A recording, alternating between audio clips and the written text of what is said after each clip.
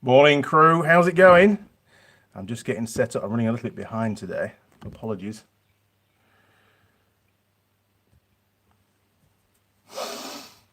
Oh, dear. Well, happy Sunday to me, because I'm the only one here. Look at that. It might be a very short live stream at this rate. I've tried to make it a regular time. 9 o'clock Sunday mornings. That's the lappy top.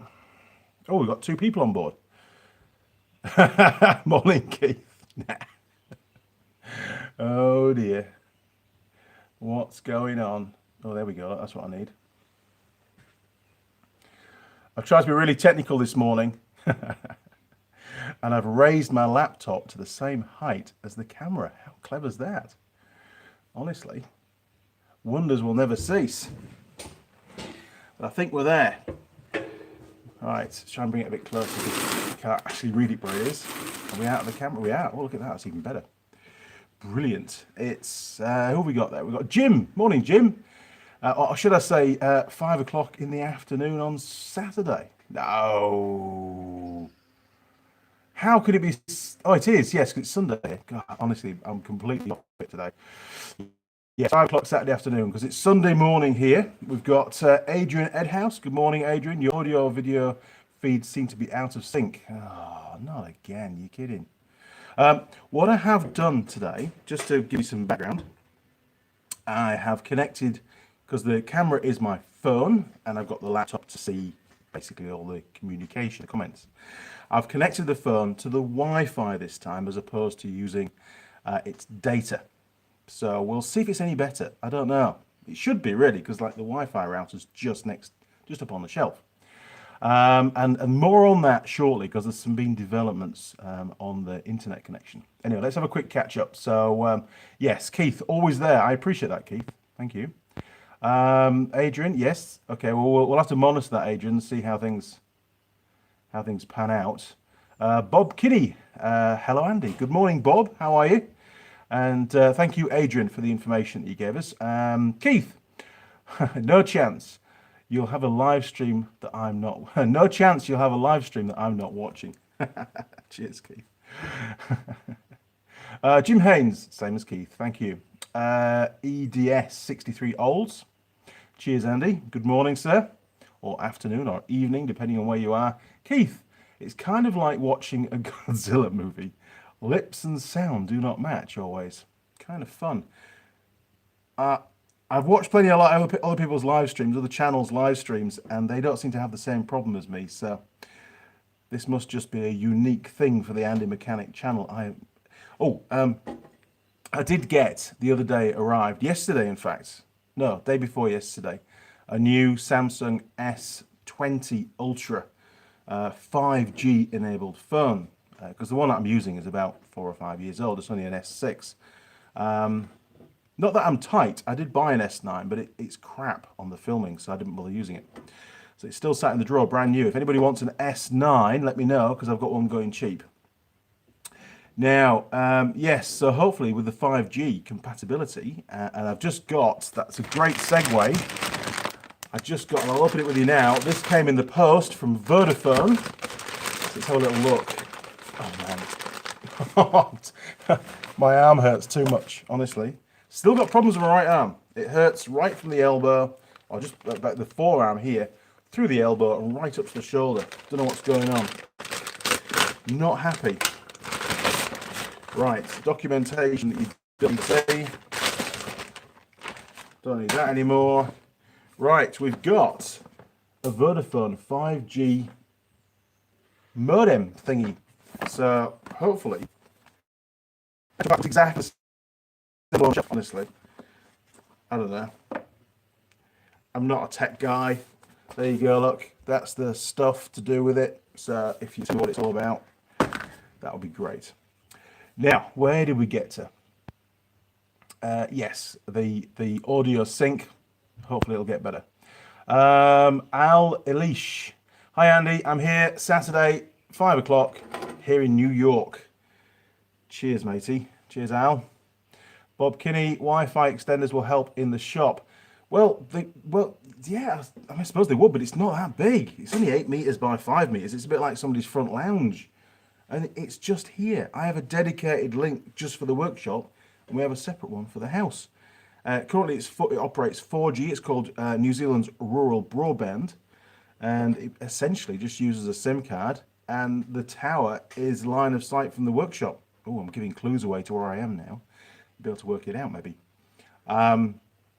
So it should work mint, and at the moment, you know, and even on cell phone, it should be great because again, it's line of sight. So I don't know what's going on.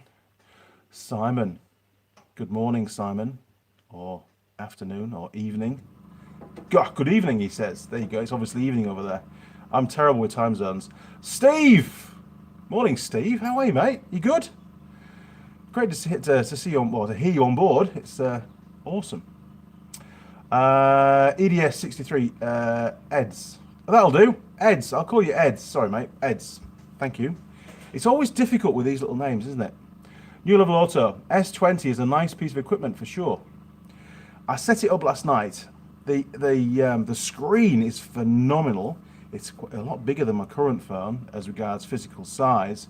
What I'm interested in is the selfie camera, because obviously at the moment I'm filming using the selfie because I can frame the shot.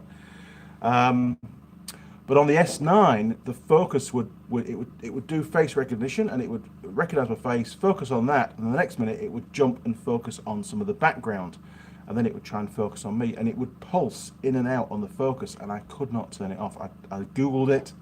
I asked the Google guru, and on that particular model, unless there's been an update, it wouldn't work.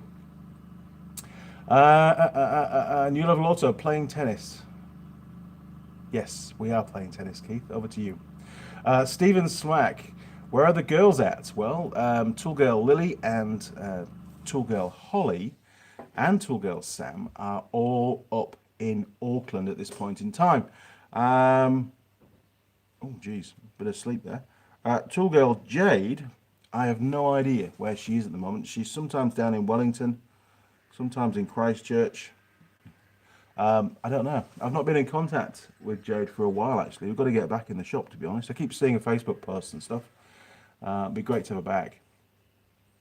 Keith, interesting. I knew an Al Elish in Staten Island, New York. Oh, there you go. Look. Ah, not me. Keith, say good afternoon and you'll never be wrong. Good afternoon. UKN Radio. Good evening from the UK. Where's the Tool Girls? Well, I've just covered where the Tool Girls are. We are, well, we're not in full level 4 lockdown anymore. We've gone to level 3. That happened on Monday night. Monday was a bank holiday, so it happened at midnight on the Monday. So as of sort of, you know, waking up Tuesday morning, we are in level 3.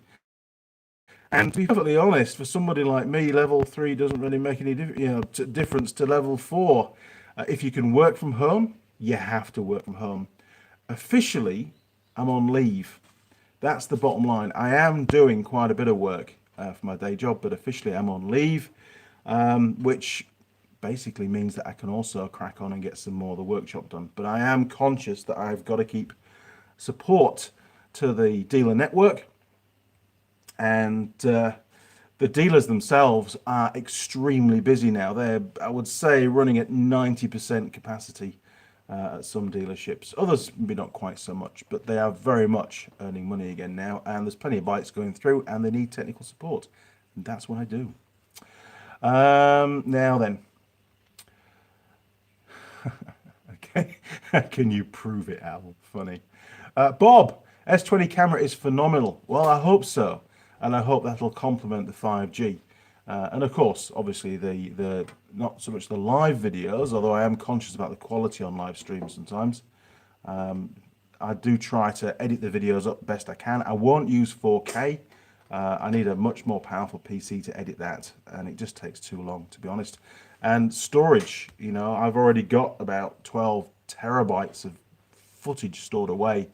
A fraction of that is 4K, but most of it is just the 1080 from my phone.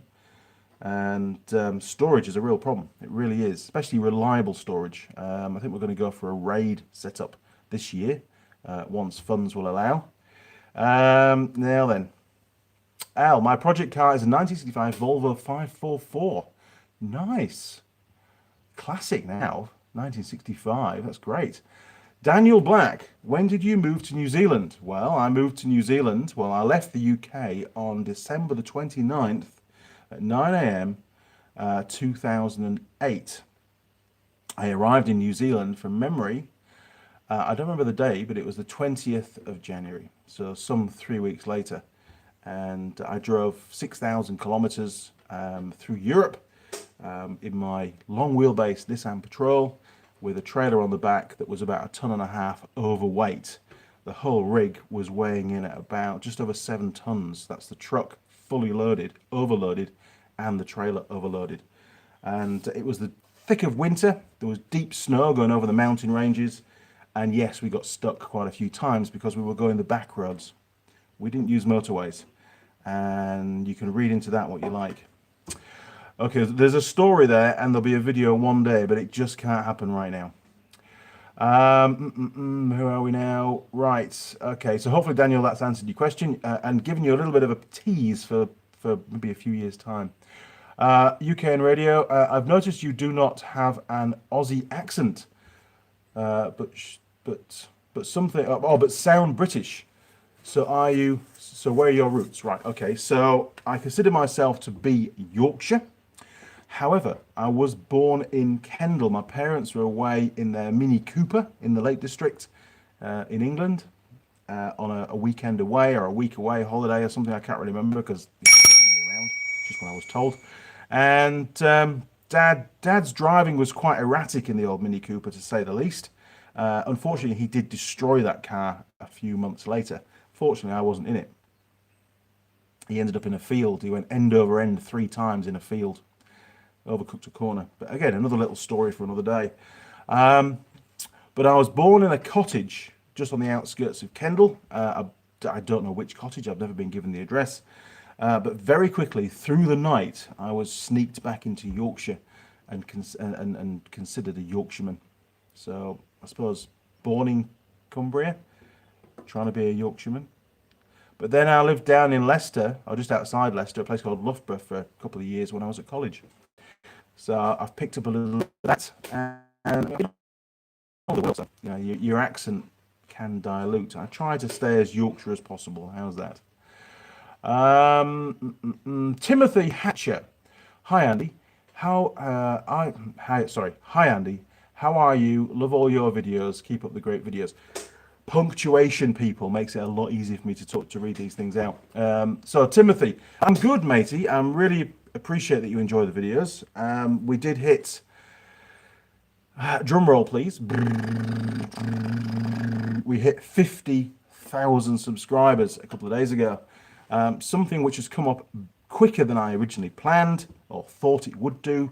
There's obviously going to be, like most YouTube videos, we're all experiencing, as creators, more views and more minutes watched on our channels, or at least that's what I'm doing. I mean, you know, if you've got a YouTube channel, tell me what you're experiencing. That is, as regards revenue, offset by the fact that the revenue per 1,000 adverts has fallen. So my revenue's probably overall about the same. More views, but being paid less per 1,000 views, whatever, however it works, 1,000 adverts. It's about the same. It tends to go up and down anyway. And I don't worry too much. I run on a budget of $20 US a day. There you go, like I told you. And most days it's above that. Some days it's below that. I mean, when the coronavirus first started, it plummeted. It was down to about, I think the worst day was about 12 US. You've got to bear in mind that I pay tax on that, and of course there are expenses to make the videos. You know, hard drives and cameras and phones and you name it. Honestly, I'm spending money. I can guarantee I spent more money on this channel than it's earned me to date, for definite. I don't know where that came from. So thank you, Timothy. I hope that's answered your question. George, good morning, George. congratulations on the 50,000, Andy. Cheers. Cheers, George. Yes, thank you very much. It's really cool to, and quite humbling actually, to have so many subscribers. It really is. And I know there are massive tracks. Like Colin Furs, he's hit 10 million. Unbelievable. Herman, spam, spam, spam. Yahoo! Spam's good. Fry it up. Great. Simon, not have Kendall mint cake for years. It's quite nice. I don't like the chocolate version. I like the bear stuff, which is just basically the sugary thing. Chocolate for me spoils it, but some people like that. Daniel Black, how many workshops have you got? One. But I've had many over the years. I mean, that we could count it up actually. Here we go. I'm going to go from memory now. So, first workshop I ever had was my garden shed that Mum bought me, and I would have been about 12 years old then. So that's the first one. Then I bought a second-hand garage from Selby in bits. Now it's a wooden structure, basically a bigger shed. Dad bought me that for £80. We took it home and I assembled it, and that was about twice the size. So that was workshop number 2. Workshop number 3 was at Scranham. Yes, because I moved out after college. And then Cherry Tree Cottage outside Malton. That was a garage that I converted to a temporary workshop. So what's that? 4? You have to count with me now. Where we go from there? And then I think we started our business. Oh no, yes, then we started our business. That's right, which was the off-road centre. So there was 1, 2, 3 workshops there. Yeah, 3 workshops. So that would take us up to 6. And then after that, coming to New Zealand, I've lived in about 9 houses since getting here, all rented. I've always had this property, but it's been rented out because it's not nowhere near Auckland where my job was. So I add another 9 onto that, so that's 15 plus this one. And this is the only workshop that I've actually owned. This is the first one, and it'll probably be the last one. I'm not going anywhere. So 16 all up, 16 workshops that I've actually set up and used to make stuff and fix things. So hopefully that's answered your question, Daniel. But at this point in time, there is 1 workshop, and there only needs to be 1 at the moment. I am planning a much bigger building down the back of the property that I can get a hoist in there for cars and stuff, and ROV work. But I don't know, I might not need it. This workshop is turning out pretty good actually. Right. Rasul, MA. Hi, Andy. Good morning, Rasul. Matowix. Hello from windy, rainy Auckland. Well, it's not so much windy, but it is rainy here as well, near Taupo. Taupo, as some people say. You know, it's the weather, innit? This is the way it is. Fortunately, it's not affecting the sound too badly at the moment. Oh, can you see any new changes in the workshop, anybody? There you go, I'll sit back. What's changed? Spot the difference. Matowix, just run clippers of your hair and beard. I would, but Ben's got the clippers. Ben's gone up to Auckland. He took everything with him. So you're going to have to cope with furry Andy for a while. I have got my barber. In fact, shout out to Patron. Oh man, he's going to... What's the name of his business now? He needs a shout out with the name of his business. Bear with me. I'm going to Google something.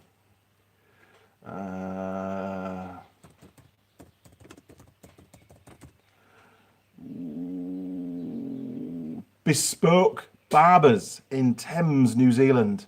Morning, John. Go for it. If you need a haircut and you're going anywhere in the Thames, go and check out Bespoke Barbers. The guy is bloody awesome. Needs all the help he can get at the moment. In fact, I don't think he's actually open at the moment. Because you can't cut somebody's hair from 2 meters away, can you? But no, Barber John, the plan is he's going to be coming down to the Andy Mechanic workshop and cutting my hair and trimming my beard on camera, because it'll be the end of the coronavirus and a bit of a celebration. We're also going to get one of the Tool Girls down, maybe Lily, maybe Holly, I'm not sure yet. Going to be serving us whiskey whilst I'm getting my haircut. and having a bit of a natter, a bit of a catch-up. All very informal. You'll almost be like a fly on the wall kind of thing. I don't think it'd be a live stream because I'd like to be able to edit it up and have a few different cameras to get some shots, good angles of the Tool Girl. You know? Anyway, so there you go. It's going to get cut. I'm sort of growing it for that experience at this point in time. It's really, really annoying. In fact, I got a mozzie stuck in this bit last night. And it didn't bite me, but man, it was making some noises. So Matterwicks, I can't cut my hair. It would spoil the video. Richie M8. Hey, how are you? Hey, and how are you? Richie, I'm good, matey. I'm actually not doing too badly at all. I've been down here now, stuck at home in the workshop every day, pretty much. Well, that's not fair, actually. I have done some full days in the office for work, and quite a lot of half days, and I usually get up early in the morning and stuff. But in the main, I have done a mammoth session in the workshop. Not so much repairing vehicles, that's currently, you know, off the cards, because there's nobody can bring a vehicle here for me to fix. I've been focusing on getting the workshop finally finished, and as you can see, all the steel work and the lights are all up. Yes, I know they're not LED lights yet, but the lights are up because I can't afford that at the moment. And I've sort of started. Did you spot the change?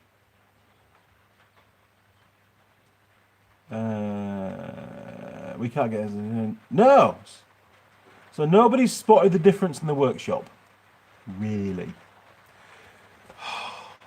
Anyway, I've been focusing on getting the workshop done, and pretty much every day I've been in here doing stuff, and I'm pretty knackered, to be honest. Matterwicks, Jesus, when I was 12, my mum couldn't afford her own garden shed. Well, I would say we weren't skint as a family. We used to have Dad used to run a franchise dealership for Datsun, then Nissan cars, and it was started by my great-grandfather in 1907 in York, and it was called Norman Anchors in brackets York Limited. You can Google it. I'm sure there's still some stuff out there. Norman Anchors York Limited, and that was the family business. It really was. And you know, I think when we moved, we would sell about 450 new Nissans a year, cars, obviously, and then we switched to Renault because Nissan wanted us to move out to the suburbs onto an industrial estate. So we switched brands and we moved to Renault. And within the first year, it doubled. We sold almost 900 new Renault cars in 1 year. So, you know, I wouldn't say I was a spoilt kid by any means, but we weren't, you know, we didn't struggle. We had a nice house, and, you know, Dad knew how to spend money, put it that way. We can't get haircuts till level 2. Right, so when we hit level 2, Barber John has to be on his way. John, if you're watching, I need you here. My hair's getting too long. I heard, Matterwicks, I heard level 3 could be extended another 2 weeks, just a heads up. It's from a reputable source too. Oh, really? Another 2 weeks? Because I'm not allowed to go anywhere during level 3. I don't, you know, there's no travel because I'm down in Taupo, and to drive up to Auckland every day would be too far, you know, outside the region. And I can't stay in Auckland because then I'd be staying outside my bubble, because my bubble is here in Taupo. There you go. Ash, hi Andy. Do you still speak to other tool girls like Sam and Jade? Hello from a fellow Yorkshire lad. Hello Ash. Cheers, matey. Now, Tool Girl Hannah is over in Australia. I do every now and again I message her. She's doing okay. She's fine. She's not going to be coming back.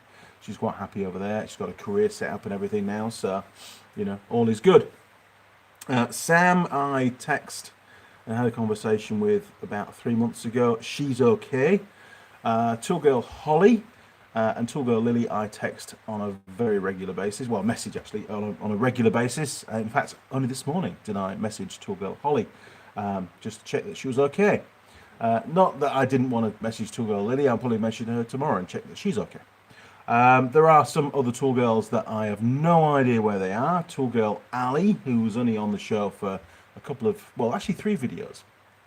Shirt video and the CV joint went wrong video. and then a CV joint strip, which did actually go okay. There's loads. Tool Girl Lilli, no. I do still have her mobile phone number, but no, I've not really been in contact with her for well over a year. I asked if she was keen to come back, but she said, oh, well, you need to pay me, which I pay all the tool girls to come down. And unfortunately, the amount she was asking for was a little bit too much for my budget, so I couldn't get her back, unfortunately. Now then, here we go. Got to catch up. Right, so maybe we'll stay in level 3 for another 2 weeks. Bugger. Ash, hi Andy. Oh yeah, got that one. Simon Roll, new self. Yeah, I know. Weird. It will be getting shaved off, believe me. Matowix, how much workshop can you get in Taupo? Do you still go to Auckland for work? Yeah, I don't have any customers in Taupo. It's weird, I know. I have a very limited selection of customers that I work on their vehicles for. And those are vehicles that belong to essentially life. Let me just see if I can get this to work. How it's going to end up on the YouTube end, the viewing end, we'll have to wait and see. Jeez.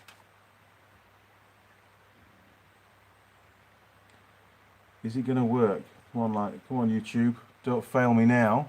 We've still got 6 people watching. Can somebody comment to see if you're still getting a feed? Because at my end, it's stopped. Oh, we've got 11. Hello.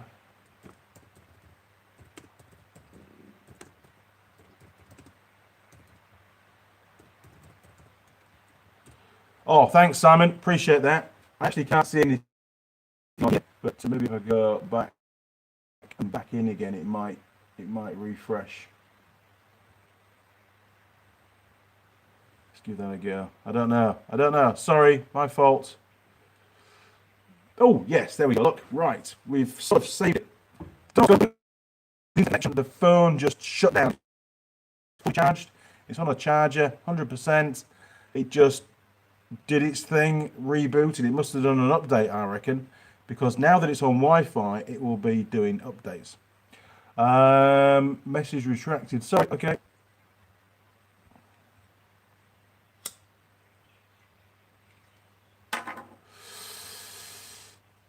Yeah, it's really poor quality is the video at my end. Apologies for that. Hopefully it'll get better if you give it a few minutes. It's normally nowhere near as bad as that. Don't know what's going on. Really don't. Still got internet. Internet's all good. Okay, let's carry on with some questions. Yes, it's all good. Brilliant. Thank you, chaps. Really appreciate that. Mr. Phantom and Car Guy, all good now. Slingshot Dingo. It's disappeared. I can't read that one out. Sorry. Bob Kinney. There you are. Breaking up a bit. Is it getting better? I hope so. Ash. It keeps going on and off, Andy. There's nothing I can do. I'm not a technical guru, and I just pressed the play button or resume live stream, which I didn't think it was going to do, actually, but it did, which was nice. Looks like Big Clive's stream went down too. Oh, well, no, I'm pretty sure this was down to a problem with my phone. I don't think it was anything to do with YouTube, actually.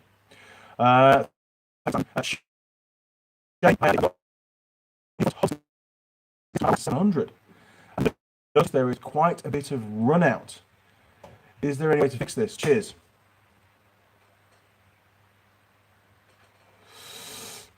We're talking run out on the discs, on the new discs. Not really. I mean, yeah. I know on bicycle brake discs you can give them a bit of a tweak, but they're only really flimsy. You could try. I mean, I think you'll only make it worse, to be honest. Just make sure you've got plenty of piston retraction. Make sure that that's working properly, and there might be enough clearance to miss. But in all honesty, if they're new brake discs and they've got run out, send them back and get new ones. That's what I'd be doing. That's totally. But are we talking about brake disc run out? Are we talking about the hubs or the stub axles are bent or what? You know. Matowix, can you finish what you were saying? Shit. What was it? What was I talking about before the live stream went down? Can you remind me, Matowix, and I will. I'll resume back to that conversation. Sorry. Bob, wish I was there, could give you a hand with the tech stuff. It would be really good, actually. It's actually very, very difficult to run a YouTube channel all on your own. From videoing, you know, filming, doing the work. I mean, at the moment, I'm doing a video on that racking there, look. Restart your model later. Oh, sorry. Are you the workshop and do you still work in Auckland tutoring? No. No, I don't. I work for a major motorcycle manufacturer, or should I say importer here in New Zealand of that particular brand, and I provide service and technical support to the network of dealers around the country. That's all I'm allowed to say. I can't delve in any more about that. Sorry. I did enjoy my tutoring at Unitech for 5 years. Thoroughly enjoyed it. Met lots of really cool people. Had a great time, and actually learned quite a bit while I was tutoring as well, which was good. Right, Slingshot Dingo. Good morning, Slingshot Dingo. It is dodgy, but back now. Yeah, it's pretty rough, isn't it? Oh, what's going on there? Hopefully the quality will come back a little bit. I don't think I can change it. Maybe it's just my end. Autoplay. Let's try that one. I don't know. Oh, well, my visual's really good here. That's better. All right. Okay. William Wallace, still around. William Wallace, great name. Hello from Scotland. Sorry, I was a Yorkshireman trying to do a Scottish accent. Apologies. Why are Timken taper bearings so damn expensive? Well, I think you'll find they're only so damn expensive because there's so many cheap Chinese alternatives around the world now. So it looks like they're expensive, but good bearings are expensive, and I've had no problems at all with Timken. Koyo, my bearing of choice is Koyo. That's my preference, to be honest. We used to use a lot of Timken bearings on the little Suzuki Jeeps, kingpin bearings, 30302s, and rear wheel bearings, 6207 2RS was the rear wheel bearings. God, it's amazing what's in my head, honestly. Right. George, have you started using S20 for videos? Ever faced any focus issues? No, I haven't. It's brand new. It arrived a couple of days ago, and I've just been in the process of setting it up. I was tempted to use it for the live stream, but I'm going to wait till I get my 5G modem set up, and then enable the 5G on the phone, and maybe it's going to make the live streams a bit better. I don't know. We're going to give it a try. That was one of the reasons for getting the phone. B&B, hello everyone. Hello everyone. JT, good God, Andy, you could make a living off selling your woolly fluff. I know. Tell me about it. I have never had hair as long as this before. Honestly, it's just, look at the back. It's just see the mop of the Andy. Look, it goes right down here. It's just ridiculous. But the good news is it sort of covers up that slightly balding spot at the back now. That's probably, I'm feeling more grinding marks on my scalp, so there can't be as much hair. There you go. JT, nice to see you again. Good to hear from you, mate. Roberts, you must be going crazy. I've never seen you on this much. Well,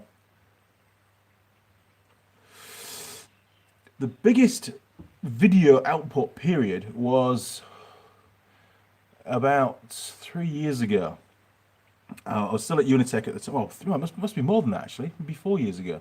I was still at Unitech, and being a lecturer, we used to get really long summer holidays, about 10 weeks off. And I cranked out, during those 10 weeks, probably 8 videos a week, 10 videos a week. They were more like how-to videos, real basic workshop skill stuff, just to build up the volume of the channel on the number of videos out there.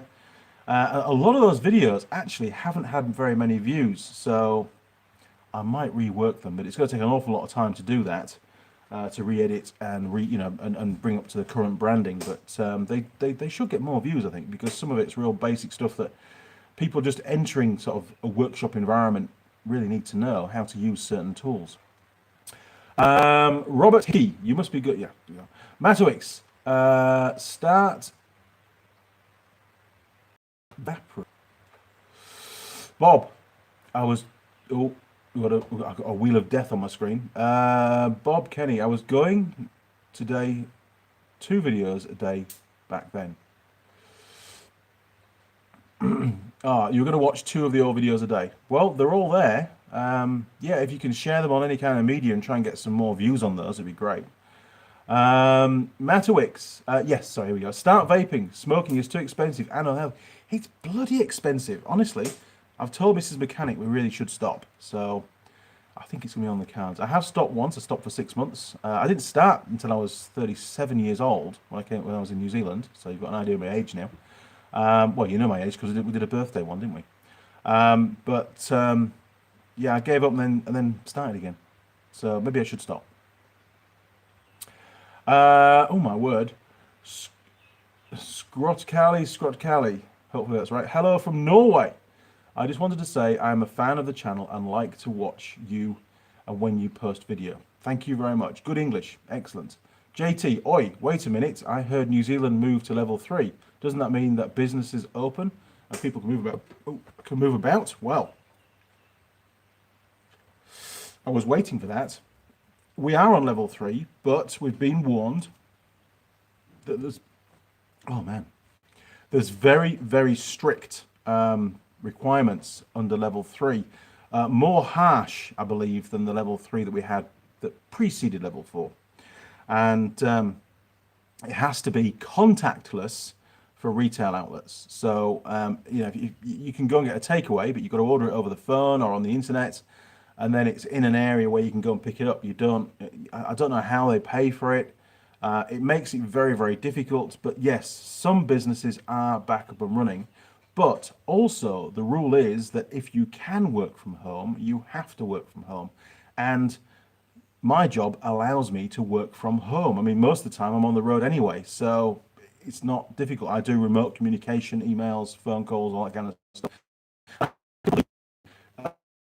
90% of my work criteria from home, if need be, and that's what I'm doing at the moment. So yes, level 3, it's not great. A lot of people are going out of the mines. The vast majority of children are still at home, which usually means that one of the parents has to stay at home and look after them, so they can't go back to work either. So it is a bit of an issue. Bob, more like you were popping out today back in that period. Oh yes, I was popping out half asleep. Popping out 2 a day back in that period. Yeah, probably. I was full on doing videos. I really was. Pat, good morning, Pat. Open up the Tool Girl calendar. Open up the Tool Girl's calendar. It will be like one of them is with us. I haven't got one in here. They're all in the office. Well, my copy is anyway. Yeah, don't forget, there is one more Tool Girl calendar available for sale. So if you want one, it's the last one, and I'm not sure if I'll do any more. We'll have to wait and see, because it was definitely a lost leader, was that. But yeah, it's all good. Now then, Bob, been watching your videos for a while. Thank you, Bob. I appreciate that. Mr. Phantom 8530. From where can I get a car service book? A service manual, and there are quite a few. Auto Data, for example, has a lot of information on servicing cars and bits and pieces. There's quite a few. In fact, I think I might have one on my laptop. Just bear with me while I just minimize this. Oh, where is it? I've got so many thumbnails. Just bear with me a bit, because I did find a really good site for. In fact, I'm sure if Keith's still there, he'll put a comment up as well. But for me, it is. Oh, hang on a minute. Deleted it.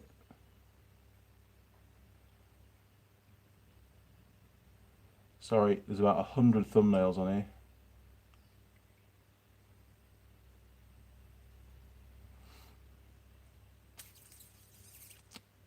It's here somewhere. Just a standby caller.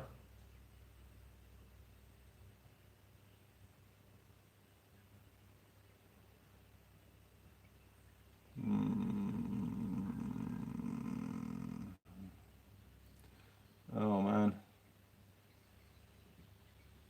It's always the last one you look at, isn't it? Nah, I must have deleted it. But there's quite a few online. Just Google it. Usually got to pay a little bit, and then you can do like a free trial thing for 30 days, and you can download whatever you need. So yeah, just Google it. But there's lots and lots out there. So if anybody wants to post a link to an online service manual provider, you can do. I'm very fortunate. Most of the vehicles I work on, I have access to the service manuals, so it's not really a problem. And I've always managed to get service manuals. So I've got a lot of contacts in the trade here in New Zealand. So I can get Honda, I can get Suzuki, I can get Kawasaki manuals, no problem at all. For my own use, obviously I wouldn't be allowed to pass those on because that would be a breach of trust. Because the dealers, they only have access for their own use. Okay, so Bob, Haynes, yeah, obviously you can buy the traditional Haynes manuals and you can go online now. Haynes is online, you can get them from there. Auto store or online, correct. Slingshot Dingo, no more center wall. Extra grinding discs hanging up behind you. More attachments to the big yellow beam. I give up. It's like an installment of Where's Wally. You're right. There's so much stuff going on in this workshop, and you might notice that is some new. I say new. It's really, really old. In New Zealand, and I measured it up. I've got 158 meters of the angle iron, and I've got about 200 shelve units. Not that anything like that's going to go in this workshop because I'm very, very short of space, but I'm trying to now infill and use up any spare space for storage and get stuff off the floor. That's the trick, or whatever is still on the floor, to make it fluid so I can move it around. And then that way, whatever shape thing it is in the workshop I'm working on, I can move things around to accommodate the largest size thing and to maximize the storage of vehicles. So it's definitely a work in progress. It's taken me a very long time. Just give you a sneak preview. Oh, Jesus. See, my arm really hurts. This weighs about 3 or 4 kgs, and I can only just lift it with my right arm. It hurts so much. But anyway, underneath that racking that I've put up, that shelving unit, basically what it is now, because it's wall mounted, obviously it needs to have some kind of bracket underneath, and I've made up 4 of these with the old speed holes in there. Look, very cool. And these are yet to be painted, but I'm only halfway through the video, so sneak preview for those that have taken the time to come onto a live stream. Those will be going up. There's another bay of that, probably a bit deeper, a bit lower to the ground, on the other side of that pillar that's just there. Look, and then I'll be making a start on the Teng tools racking and getting that. So basically, it becomes just half height shelving units, so I can put my roll cabs underneath it when they're not in use, or if I don't need to move them around. That's the plan.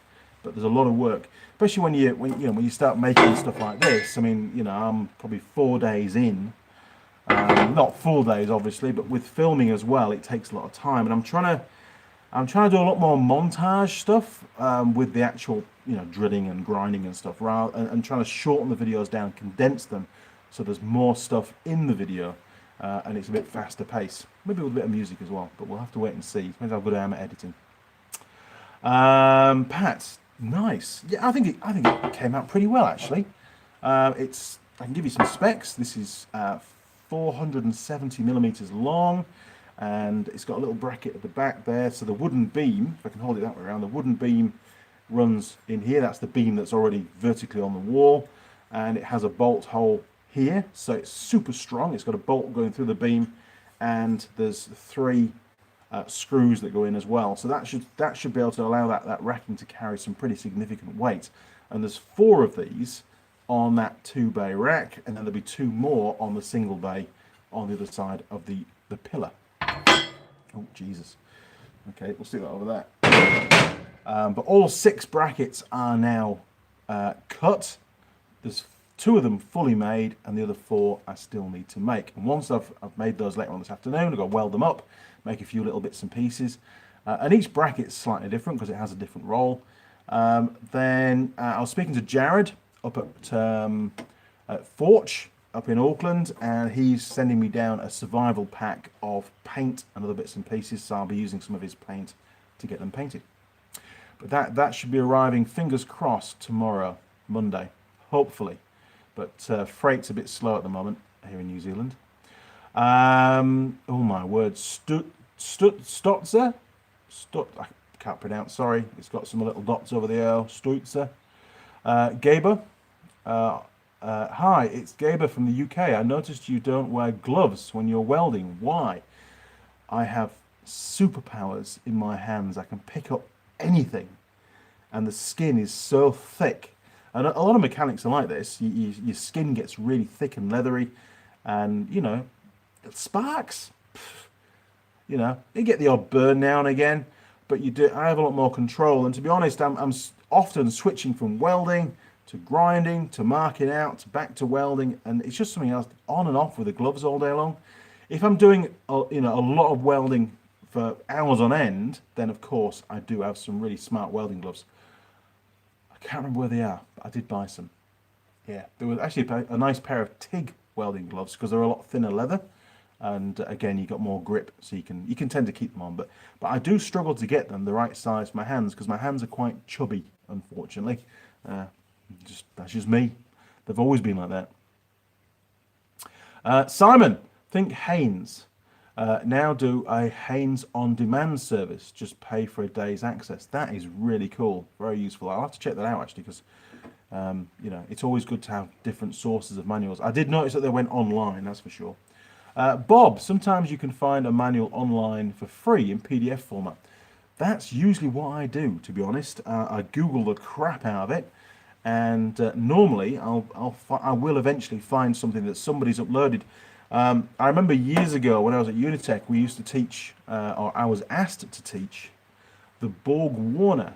I can't remember the model. It was a 3-speed auto, and we used that to cover automatic transmission as part of the course. And the course material was pretty poor, to be honest. So I went online and I found a German forum where somebody had uploaded the full Borg Warner original service manual for that gearbox. So I just printed it out for every student and gave them a copy. So they had all the specs, all the test procedures, tolerances, torque settings. It was brilliant. It made life so much easier for them. And you know, we're trying to teach the students to do things the right way. And as a lecturer, if we can't give them a torque setting and just say, hey, just do it up tight, you know, that doesn't really instill good practice in those students. And I used to always get the students to refer back to a service manual. And sometimes we'd even do a quiz where I'd ask them certain questions and they'd have to look it up in a service manual for that particular vehicle and give me the answers, which was really good. They enjoyed doing that. And the winning team used to get a pint of beer, or a jug of beer, because we did it at the pub, which was good. Where are we now? Graham McClukey. Hi, Andy. When's the haircut? Well, we have covered the... Jeez, we're 51 minutes in. The haircut is going to happen when New Zealand goes to level 2. Now, we're currently in level 3. We're, we started on Monday, so we're 5 or 6 days into level 3. Initially, we're going to be in it for 2 weeks, although there are rumours, so I'm told, from a viable source, of a friend of a viable source, that we may well stick to another 2 weeks after that. So, looks like I could be stuck here for a lot longer, and my hair could be completely out of control by the time Barber John's allowed to come to the workshop and cut my hair and trim the beard. I have trimmed the sideburn area a bit because that was just getting real. It was joining up with this. So you couldn't even see my ears. It was just horrendous. So, yeah, I need a haircut. I need Barber John. I do.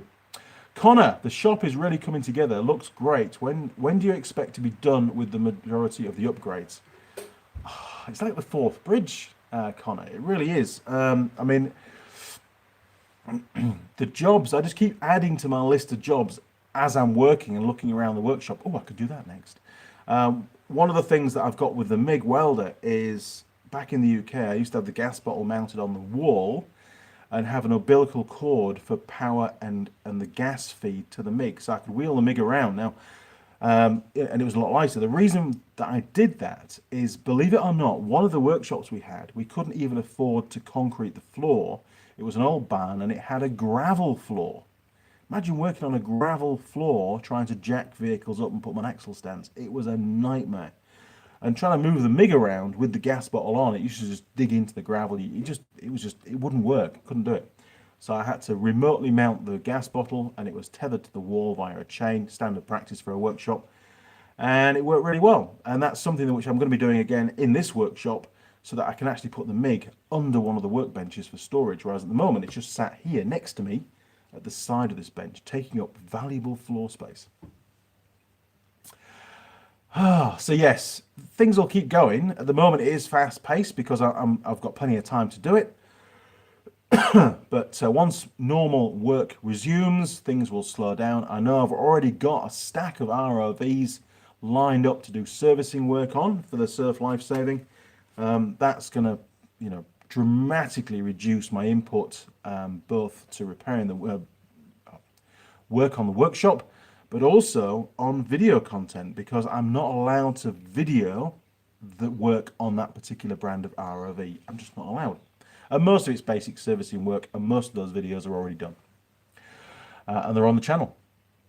Right. Now then, Scrutcali, thank you. What about Tool Girls? Should you have a Tool Girl visiting your workshop soon? Yes, absolutely. I've got all sorts on the back burner. We've got Tool Girl Holly will be coming down. We've got Lily for definite's going to be coming back. I still want to do, which we had to put on hold, the Tool Girl Lilli versus Holly Lego build project at the pub. That's definitely going to happen. But again, the pub that we were going to use had to close, like all the pubs in New Zealand, and they are still shut. I don't think many pubs do takeaway. In fact, I don't think they're allowed to do takeaway. So they're all still shut. All the cafes are still shut, apart from takeaway coffees. So yeah, there's going to be Tool Girls in the workshop, and of course we're going to be doing an on-site as well, which would be great. It might even be a live stream. We'll have to wait and see, but that will be difficult, because if we lose the feed, it'll all go to pot. Now then, Simon, if you join the Facebook groups for the vehicle you need the manual for, they tend to have manuals in the files section. That is fantastic. Thanks, Simon. Very useful information. Graham, my last name sounds like McLucky. There you go, McLucky. Thanks, Graham. Robert Hickey, your Prime Minister is pretty cool. Maybe she'll issue a special order, Andy. Get a haircut. I should send her an email, shouldn't I?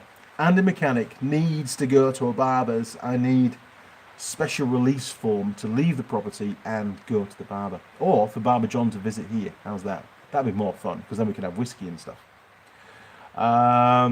Yes, I'll flick her a text later on. No problem. Matowix, but don't take my word for the 2-week extension. I don't want to depress you. Hopefully they are wrong, but they haven't been yet. I'm not going to get depressed if it's extended. I can happily beaver away in the workshop on my own for months on end without any problems at all. Although it is nice to have contact with other humans other than just Mrs. Mechanic. And I very much miss going to the pub and catching up with the Tool Girls. Because obviously we have to do that to plan what we're going to be doing on the next videos. That's my excuse anyway. I'm sticking to it. Stotzer Gabor, do you make any video working on Suzuki 4x4 cars like Samurai or Jimny? You're doing great there. Well, I haven't done. In the UK, you're going to hate me now, When I had the off-road centre, the vehicles we used at the start were the little Suzuki SJ410 and 413s, and later on the Samurai, both Spanish and Japanese built ones.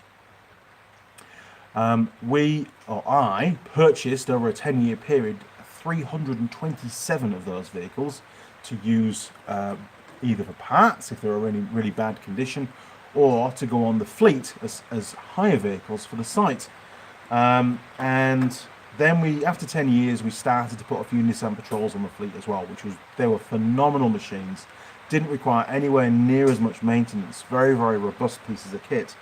And I used to, with the Suzukis, I used to build them from the ground up. Sometimes if I needed a vehicle for the fleet and there weren't any available to buy at the time, or I didn't have enough money to buy one, then I would go and find a chassis, I'd find a decent shell, and I would just build a vehicle from scratch. And it would take me probably about maybe a week to put one on the fleet, doing that, which was great fun. So I've rebuilt transfer boxes, gearboxes, engines, axles, converted to disc brakes, done all that kind of stuff.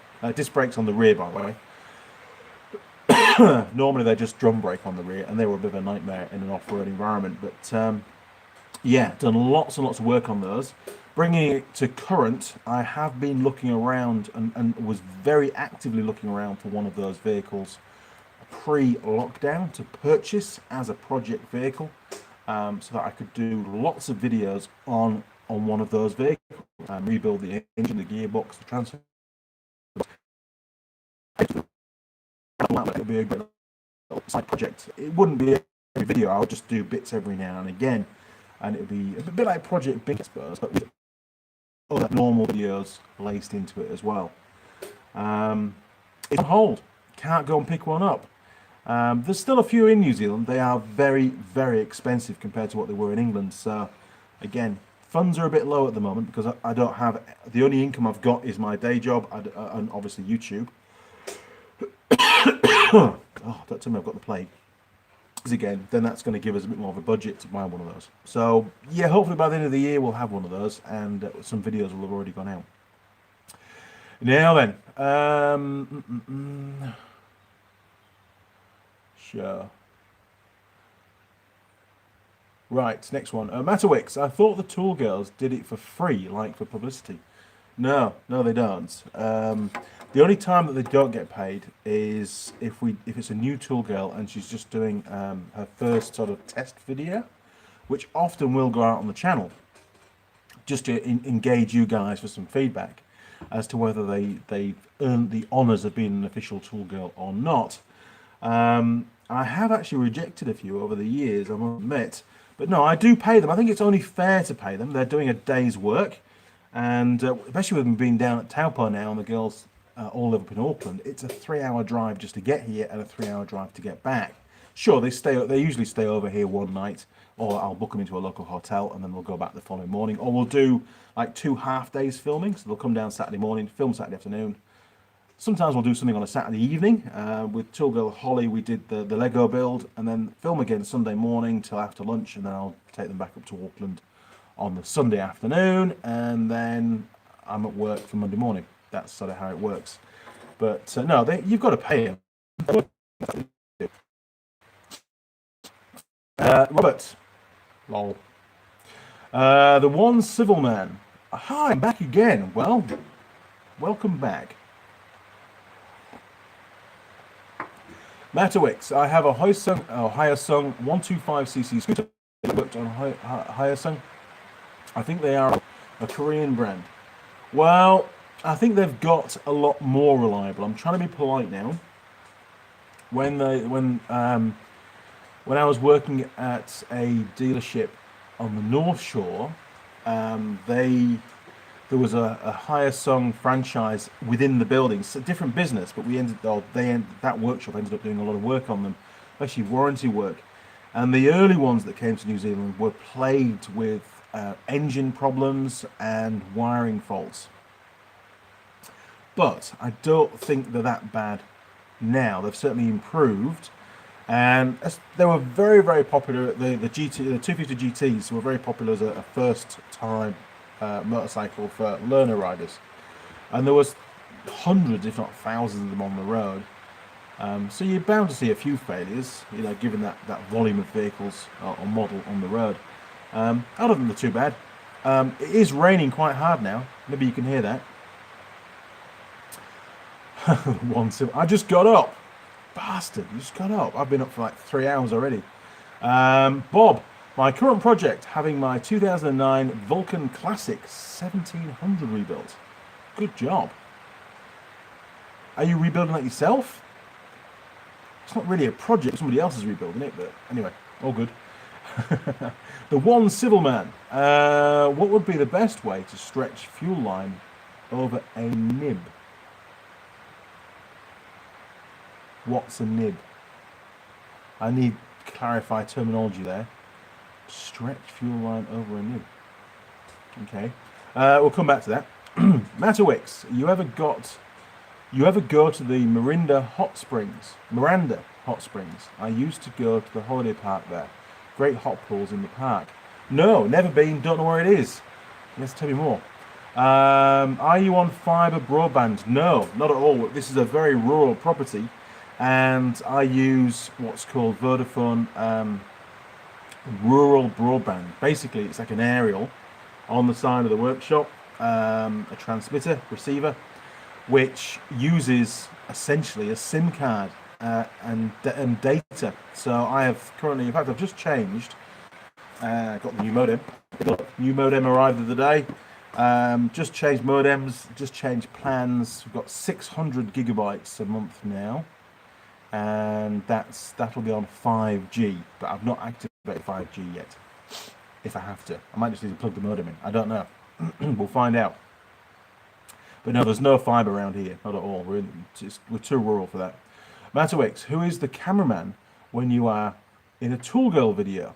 I am the cameraman. I do everything. I direct what we're going to be doing next, set the cameras up, do that shot, do it all over again. I don't know, maybe a dozen times, 2 dozen times, and then we'll take a break, have a coffee, whatever, and then do some more. It's pretty full on, to be honest.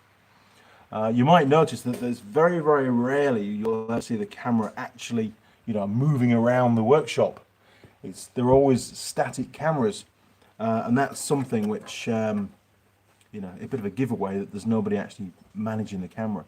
Sometimes I'll pick up the camera and I'll chase a Tool Girl across the workshop, which is immense amounts of fun.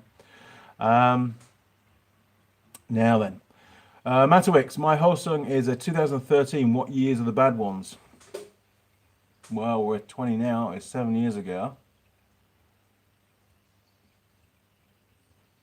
Yeah, you probably got one of the. Just keep an eye on your wiring. They suffer from broken wires, and the connectors are not particularly good either.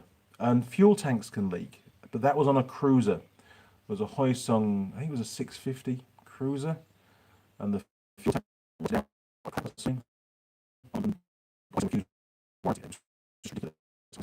Very bad service on that. Bob, part professional, good man, on the rebuild. Machine work needs to be done. Well, obviously you've got to outsource the machine work. Jeremiah Lilli, good afternoon, Andy. Good afternoon, Jeremiah. And we are now an hour and 5 minutes into what has been quite a problematic live stream, but things have settled down again. We almost lost feed of my phone, which I film on, completely rebooted for some reason. Don't know why. Must have done some kind of an update, but terrible.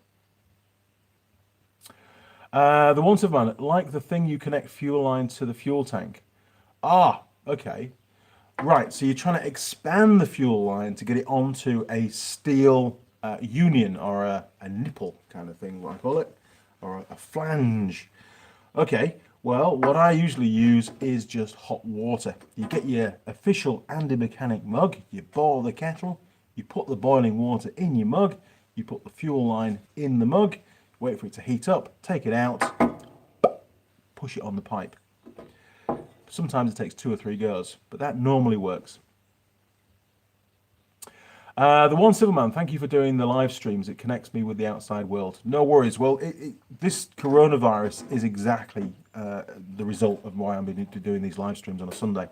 I'm trying to get into the hang of it because more and more people are getting aware of it. I don't promote it in advance. I've tried doing that on the early live streams that I did maybe a year, 18 months ago.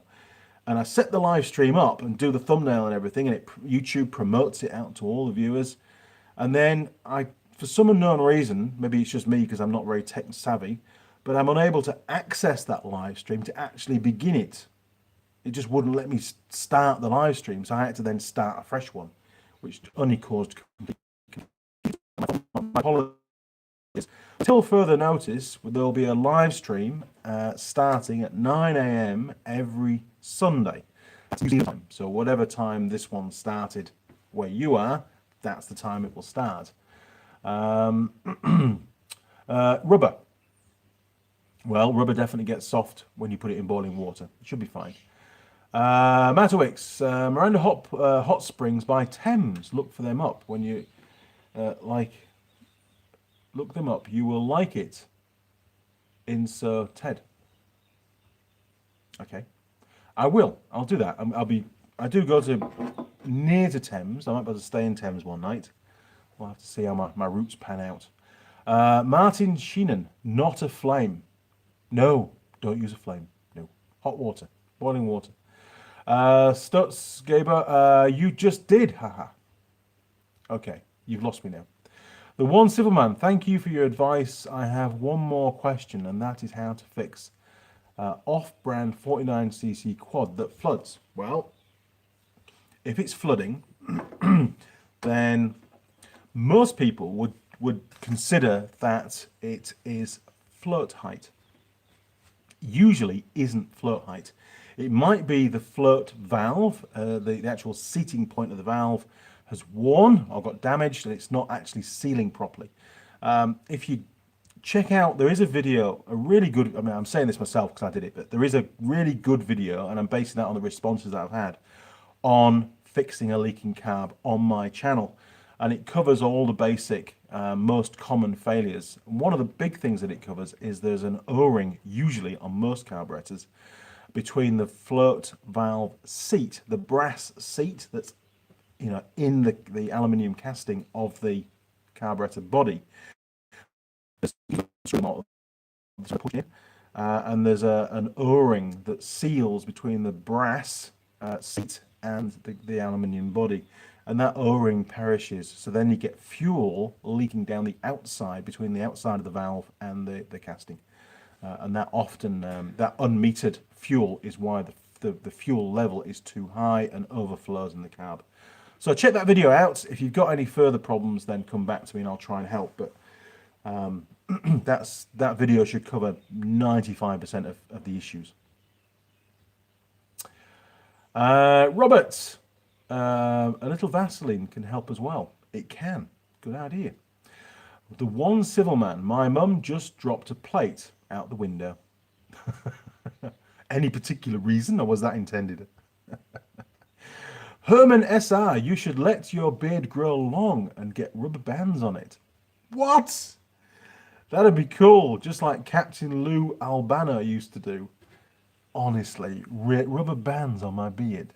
No, I can't see that happening. It gets really itchy. It does. Oh, look, the skin. Look at that. You actually see some skin under there. It's crazy.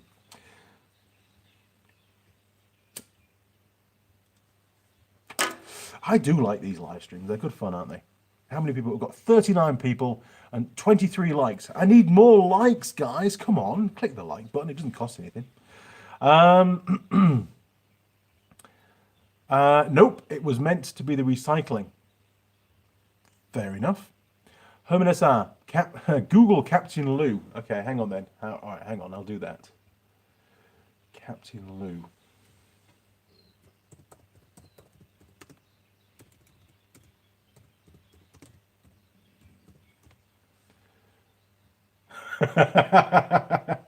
Oh, you're a funny guy. Oh man, look at that. That is hilarious. Yeah, no, it's not going to happen, guys. That's not a look for me, I don't think. You are funny. Slingshot Dingo. Yep, I can hear the rain through my headphones very clearly. It has eased off a little bit now. Are the Ford Territories in New Zealand? Have you worked on them, and what is the most common failure with them? Well, first of all, it's a Ford. Okay, I've got to pull that back because people are going to go mental now. I drive a Ford Ranger. It's my company car. It's what I get. It hasn't let me down yet. It's been a fantastic machine. Although one day, towing the trailer, the big trailer, the big I for Williams one we have, with the new one, the triaxle, and got upset. And for some unknown reason, it turned off traction control, and I think ABS stopped working and bits and pieces. And I thought, well, it's all right. I don't need any of that stuff. I've driven an old Daihatsu F55 for years back in the UK that was about as basic as you could get. And then about 200 k's later, it came back on. It all started working again. So I don't know. Ford Territories. Yeah, I'm pretty sure we get them here. Have I worked on one? No, I haven't worked on one. I tend to do a lot more ATVs, ROVs, motorcycles, and the odd car. I don't do a lot of car stuff really. Although the MR2 repairs that I did they were cool. I do a bit more 4x4 stuff. You know, when I was in the UK, that's what all I did for like 15 years was four-wheel drives. But here, not so much, unfortunately. So I'm not really a wealth of knowledge on that front for you. Apologies. Matterwicks, when did the first Hoisung scooter sticks come to New Zealand? What year?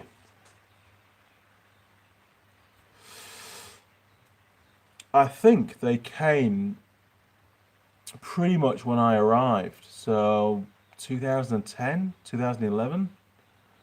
But I only started to be involved in working on them around, because I was doing the warrant. I got my warrant license at the end of 2009. So I was actively doing warrants, but I wasn't at the same building that did the Hoisung for a couple of years. So they probably came around about 2011, 2012, I would say.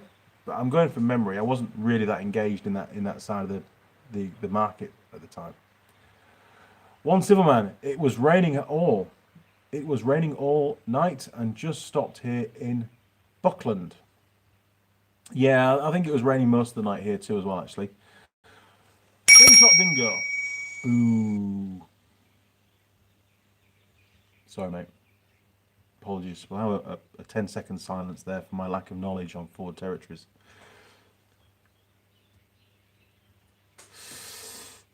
Well, that was almost 10 seconds. So we have depleted the question. Oh no, there we go. Look. Do you live in Auckland? Are there many Asian people living down there? Well, first of all, it's up there.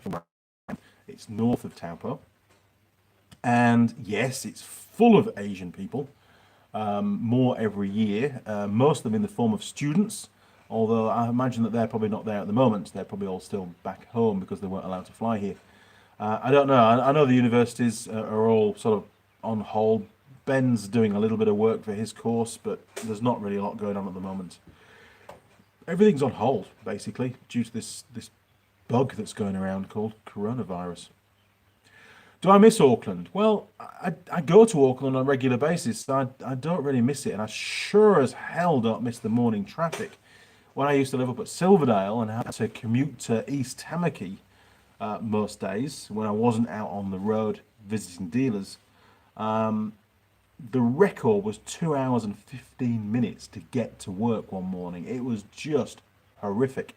And when I tell you that was about 50 kilometres, 55 kilometres, you will laugh. When you get to about 10, 15 kilometres outside Auckland, anything after 6:30 a.m., it's just, you just queue. And I've queued from Silverdale, which is just ridiculous one day. If there's one accident on the motorways, they call it Spaghetti Junction in Auckland. If there's one accident on that in the morning or at go home time in the evening, then the whole thing just grinds to a halt. It really is running way beyond its capacity at the moment, is that network of roads. George, have you used a skill over the years to find faults? Yes, lots. There's actually a playlist called Picoscope, I think it is. And I did create a playlist specifically for a request, actually, of all the MR2 diagnosis videos. We used to have an old MR2 here, which was the Mrs. Mechanic's car, and that developed a fault where it would start from cold, run for 30 seconds to a minute, and then stall, and then it would restart, but then stall immediately. And I initially thought, be the fuel pump, it's got to be. Well, spoiler alert, it wasn't the fuel pump, it was an electronic issue.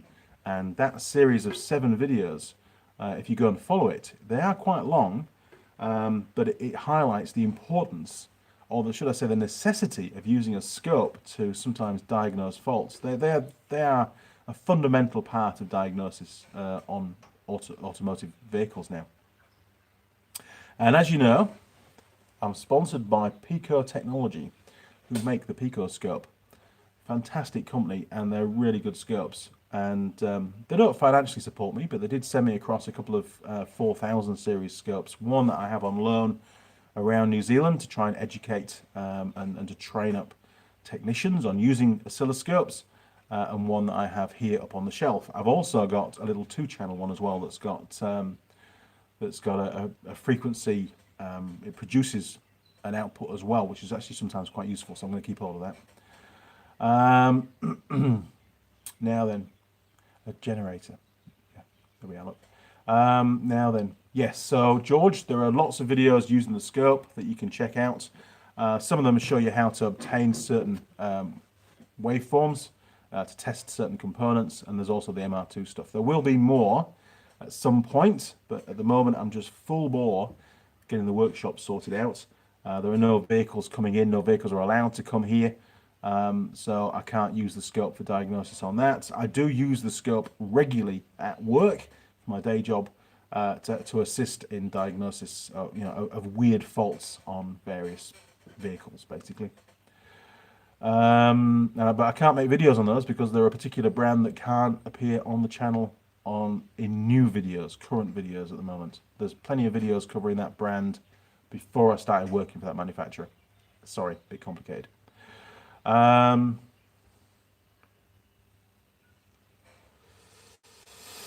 Herman SR, are the younger people over there interested in the trades like we all were at those ages?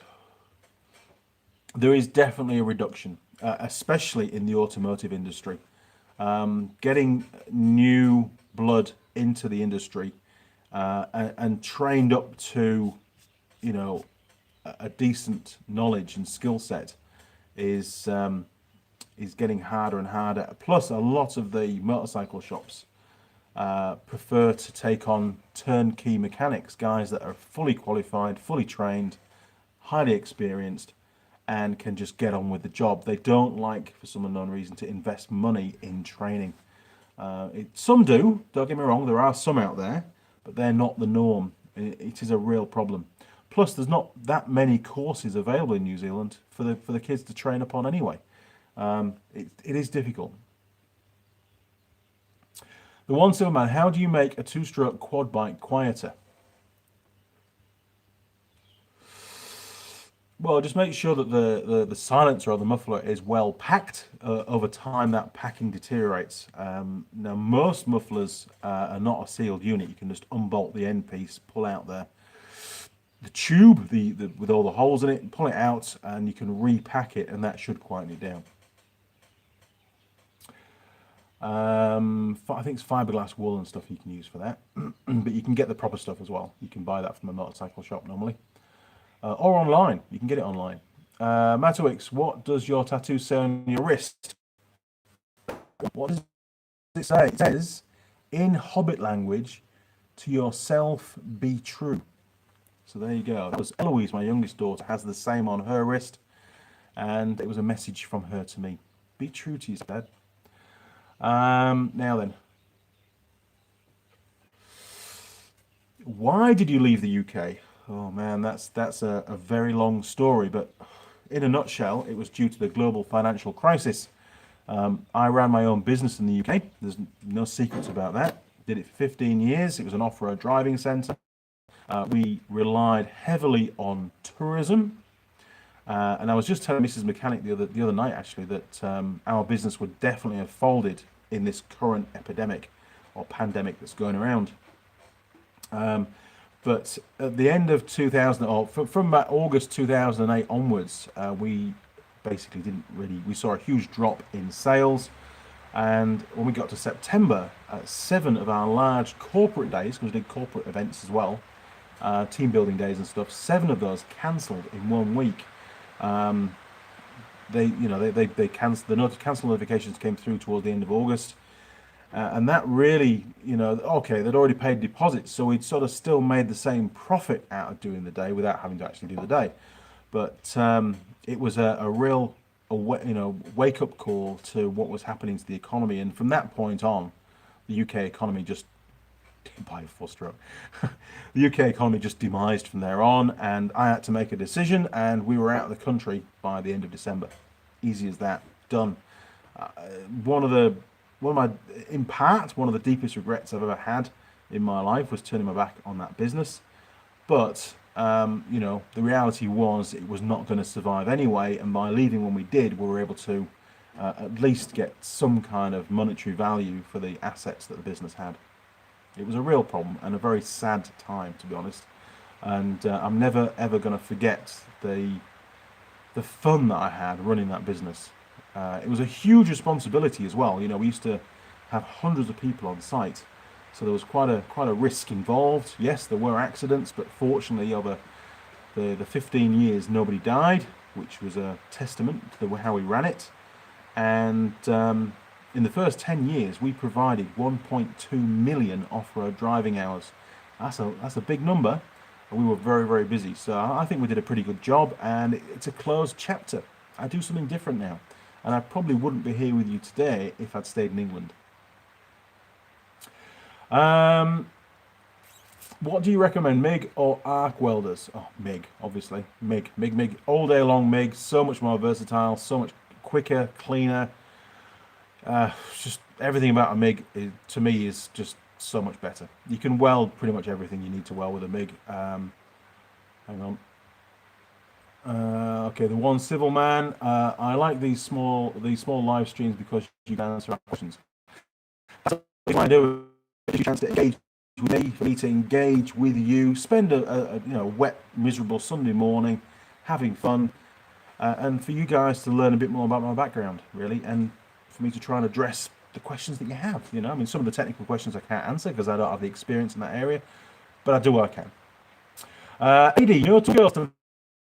No, unfortunately not. We're still not permitted to travel around in New Zealand, so no Tool Girls at the moment. I do miss them. Slingshot Dingo. Nah, just your quote. It's a Ford. In Australia, for the past 50 years, our motor racing scene has been dominated by Ford versus Holden.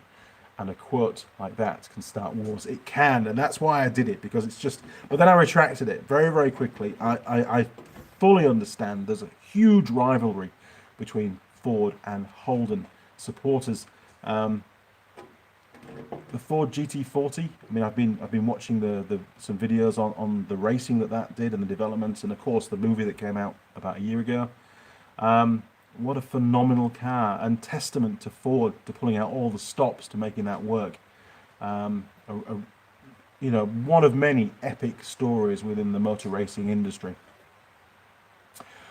Simon Roll, buy a 4-stroke. But 4-strokes are not quite so much fun as 2-strokes, Simon. I mean, 2-strokes, the smell, the noise. Ben's TDR 250, it's a phenomenal little bike, even now. And it was built 25 years ago. And even now, it's still a fast bike on the road. It's a cool bike. Do I hunt? Only for tool girls. Now then, low mechanic. That was a good answer, wasn't it? A low mechanic. Evening, Andy. How are you? Hope you're keeping well. I am fit and well, apart from my right arm, which I've got a horrible pain going on down here. It's been here for a few weeks now, ever since lockdown started, to be honest. It might be something to do with all the grinding I've been doing, the vibrations, and maybe I'm just not used to working in the workshop every day. Or I'm showing my age. I don't know what it is. I'll get it checked out once I'm allowed to travel again. It's some days are better than others, but man, the elbow especially really, really hurts. But apart from that, I'm fine. Just a mere scratch. Don't worry about it. Jim Haynes. What brands will take the place of Holden and Ford in New Zealand when cars from Australia stop coming in? Most likely just Japanese cars, to be honest. Will be, you know, you've got there's a lot of Mazdas around. I know Ford's heavily linked to Mazda. Nissans, you know, just all the Japanese brands, to be honest. Because we're so close to Japan and we get a lot of second-hand cars from Japan, the parallel import stuff.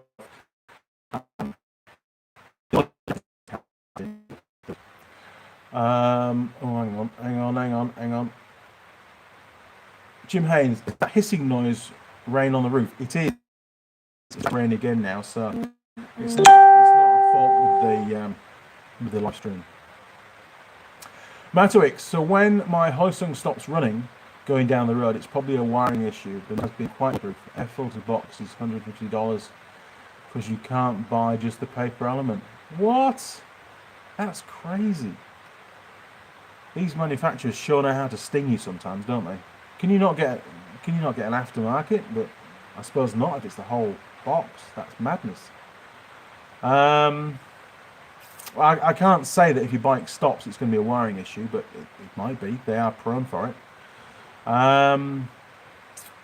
Bob Kinney, well, we do thank you for the videos. They have helped when you need information on repairs. Well, that's the whole idea. I mean, the underlying theme to the Andy Mechanic channel is that of passing on knowledge, education to the younger ones, you know, the ones that are going to be entering the industry, to give them a bit of a step up so they can learn stuff and not struggle in the workplace. Martin Shannon, as 4x4 Tech, how do you feel about no longer making Land Rover Defender utilities? Gutted. Absolutely gutted. I mean, I'll be very honest. I prefer the Nissan Patrol, the GR, we called it in the UK, 4.2 diesel, manual gearbox, phenomenally torquey, and to be honest, super reliable vehicles. I mean, there's still a lot of those vehicles here in New Zealand, and most of them are 25 years old now, and they're still going strong. It's almost like the transit van of New Zealand, really, is the Nissan Patrol GR, or they call them Safari over here. I still have mine. It's parked up in the garden. It starts every single day. It's not on the road anymore, unfortunately. The bodywork on it has just from one parked up, and it's just too far gone. But one day, maybe one day, I'll get another shell for it, and I'll do a full rebuild of that vehicle, because there's a lot of sentimental value to that vehicle for me. It got me to New Zealand. I didn't drive all the way, but it brought me a hell of a long way, and that 3-week journey through Europe in the middle of winter, it really proved its worth at that point. With the Land Rovers, they're just iconic. They have their place in history, and I think it's a terrible shame that they don't make them anymore. A friend of mine, Matt Plowman in the UK, was and still is a huge Land Rover fan. He's built many from the ground up. He knows a lot about Land Rovers, far more than I will ever know, because he's worked on them so much. And I even contemplated buying one, to be honest, a 110 Defender. There's a few of them over here, just to have one, really. But I don't know. They're good pieces of kit, and a very sad day when they stopped building them. I'm sure they could have made them somehow, you know, meet current standards. Now then, Stotz Gerber,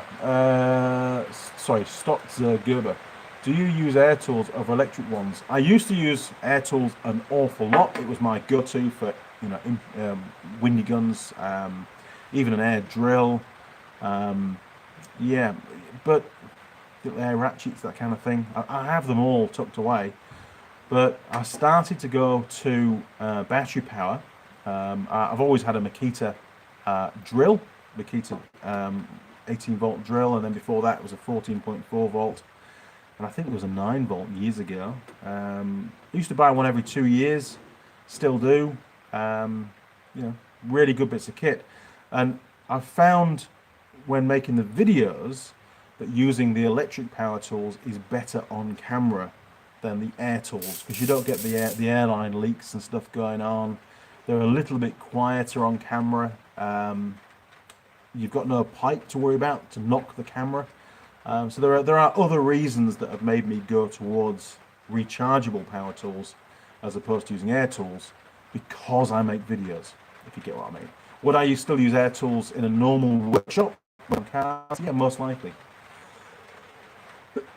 Oh, especially because of the battery price. Batteries are expensive, they're an ongoing cost. Now then, Stoic Scuba, what kind of air compressor you have in your workshop? Well, it's just started up, if you can hear that over the rain. I have 2 air compressors. They're both from ISL Industrial. Yes, I paid for both of them. They do support the channel, but you know there are limits to what they can provide for free. Although they did me an excellent price on both of them. One of them is a 90-litre tank, single head, single phase, and that's in a little shed next door to the workshop. Mainly because of noise. The other one I purchased earlier this year because I had some shot blasting to do on a trailer chassis, and I needed a higher CFM. So Brandon sorted me out with, I think it's 150 litre. Hang on. Yeah, I think so. It's a 3 horsepower, so it's the largest motor you can run off single phase. It needs a 16 amp supply, which I put a normal plug on, only because at that time I didn't have a 16 amp plug supply socket to do it. That'll be getting wired up at some point, but it's sat here on the bench. It used to be on the floor. You might have seen it in previous videos, just rolling around the workshop on wheels. I've put it up on the main bench at the back because it's part of the bench that I don't really use, and it's now out of the way. Would I use it there? I could do, but I sure as hell couldn't have it running with any videos, doing any videos, because it would be so noisy. But it's not often I have to do shot blasting, and eventually I'll probably have a shot blasting shed, you know, where it will be completely self-contained. Because again, when you're doing that kind of stuff, the dust and the shot just goes absolutely everywhere around the workshop, so it's not ideal. And it was a one-off job, and it had to be done, and it allowed me to buy a shot blasting unit, which is on wheels, and that's what carries the shot and gets pressurized by the air and just the gun, so that it's not contained. The shot goes everywhere. Where are we now? Oh, this message health review. There we go.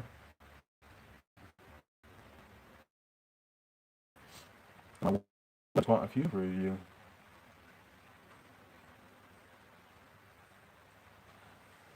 Robert Hickey, and that's your drinking arm, bitch. It is my drinking arm. I can just about manage using my left arm. William Wallace, classic versus Mustang racing is worth watching. That would be cool. That would be really, really cool. I've got to give that a go. George, is there any two-stroke fuel injection on sale? Well, two-stroke fuel injection is becoming far more popular. So I'm told it's been with snow machines, for quite some time, but it's only just started to come into the motorcycle industry. I think we're going to see it first in motocross. Probably, from what I understand, I think KTM have already brought it out. But other brands will be starting as well, I'm sure, because there's a huge following for two-stroke engines. They produce the best power to weight, minimum maintenance, and also ease of maintenance. People are able, the Joe Blogs can do a top-end rebuild on a two-stroke at home, whereas we've found with this big industry switch to four-strokes, it's become much more costly because they've had to get a local dealer, most people, to do the top-end rebuilds, because there's things like cam chains and cams and stuff that need to be lined up, and people get a bit worried about that. So yes, you can buy aftermarket fuel injection systems for two-strokes. Ben is currently planning a project to do fuel injection on a Yamaha Banshee 350 two-stroke twin, which he's going to fit 421cc barrels to, and do fuel injection, and then put that engine into a TDR 250 frame. It'll be an animal when it's done. But at the moment, he's focusing on his uni work. I've told him it has to wait till he finishes his uni, and he's got more money to do it. Although he has been buying a lot of parts up ready. Once Silverman marked. I marked a spot on my calendar just for the live stream. You're a good man. Slingshot Dingo. True, the GT40 took on the might of Ferrari at Le Mans in the 60s and won, thanks in part to Tiff Needell. What did Tiff have to do with that? Really? I didn't know that. I didn't know that Tiff was involved in that. Elaborate. Tell me more. Martin Shannon. When I lived in Australia, it was Pajero, etc. Yeah, the Mitsubishi Pajeros, we used to get those. They were called the Shogun in the UK, and there were lots of those over there as well.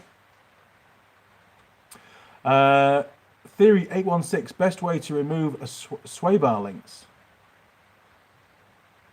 You mean the seized? Oh, you mean when you undo the nut, it just spins? Well, depends how aggressive you want to get, you know. I mean, if you're replacing the whole lot, then you could just split the nut and have fun with it.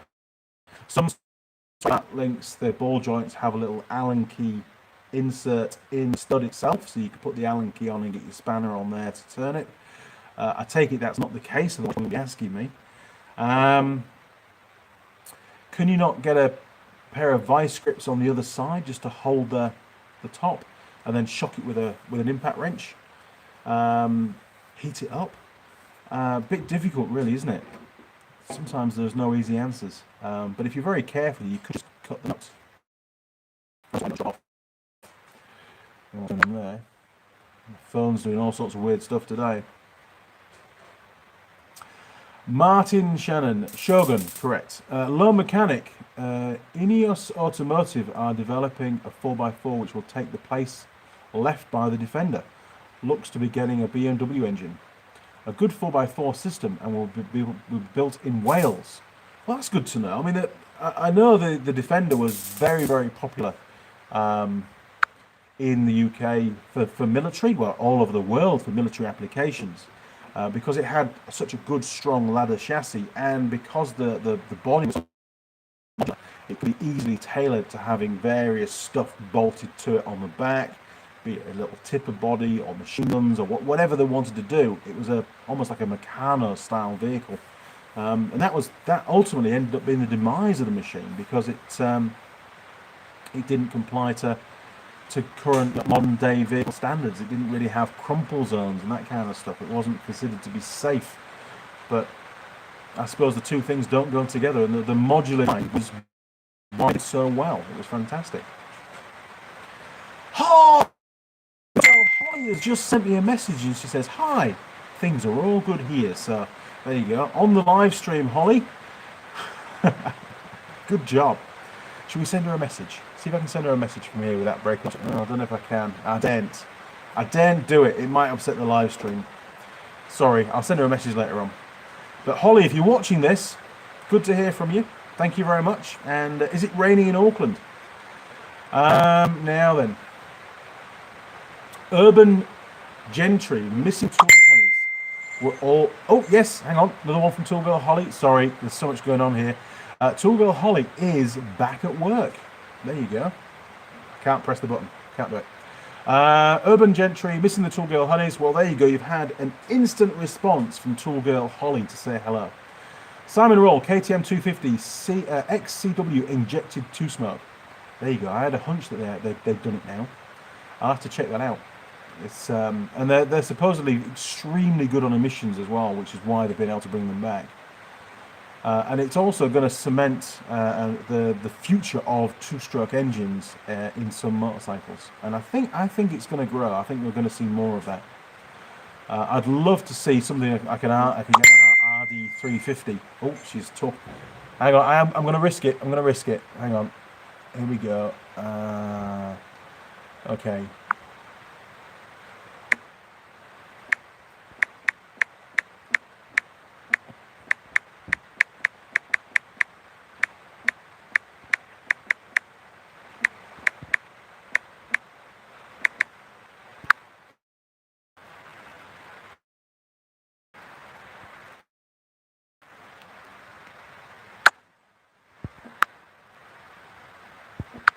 Oh, we're back!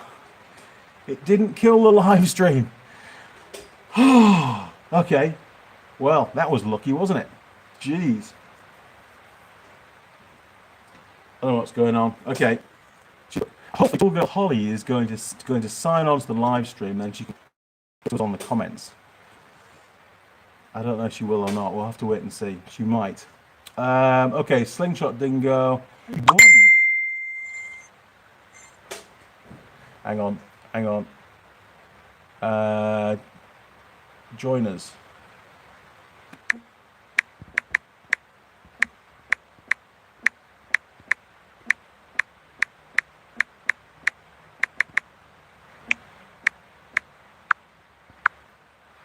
Okay, I've invited Tool Girl Holly to join us on the comments. She might. We'll have to wait and see. All right, this was completely unplanned, so I don't know if she will or not. We'll have to wait and see. Okay, let's crack on. So he won a GT40, but that may have been in the 70s. Yeah, I think so. I think Tiff Needell wasn't in the original era of the GT40 in the mid 60s. I hadn't heard his name before associated with that. Urban Gentry Defenders used in probably every country and every war zone in recent memory. Absolutely, they're phenomenal machines. And the Special Vehicles Department came up with some really weird and wonderful machines. I mean, they did amphibious Land Rovers, the old Series 2As and Series 3s. They made them amphibious, and then there was the SAS ones that were all painted like a pink colour. Just honestly, you could spend years studying what they'd done to those vehicles and how they modified them for certain applications, and very, very interesting. Now then, defenders. Yep. Okay. Stop Scubber. I could not find #0001 of your videos. There isn't. The videos start at 1001. So 1000 is the first category, 2000 in the second category. No, 1100 is the next category. 1200, 1300, and so on. So originally there was only going to be that numbering system only allows 100 videos per category. Obviously, over time that's going to increase, and I'll just add it at the end or something, I suppose. We'll work something out. But no, the 0001 video doesn't exist. Maybe I'll save that for a very special event. William Wallace, do they sell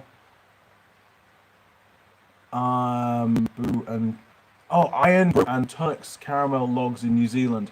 You can get them, yes. If you go to a reputable, one of the larger supermarkets, New World or somewhere, they have an English aisle and you can buy English stuff. Bloody expensive, but you can do that. Oh, she's back. Just bear with me again.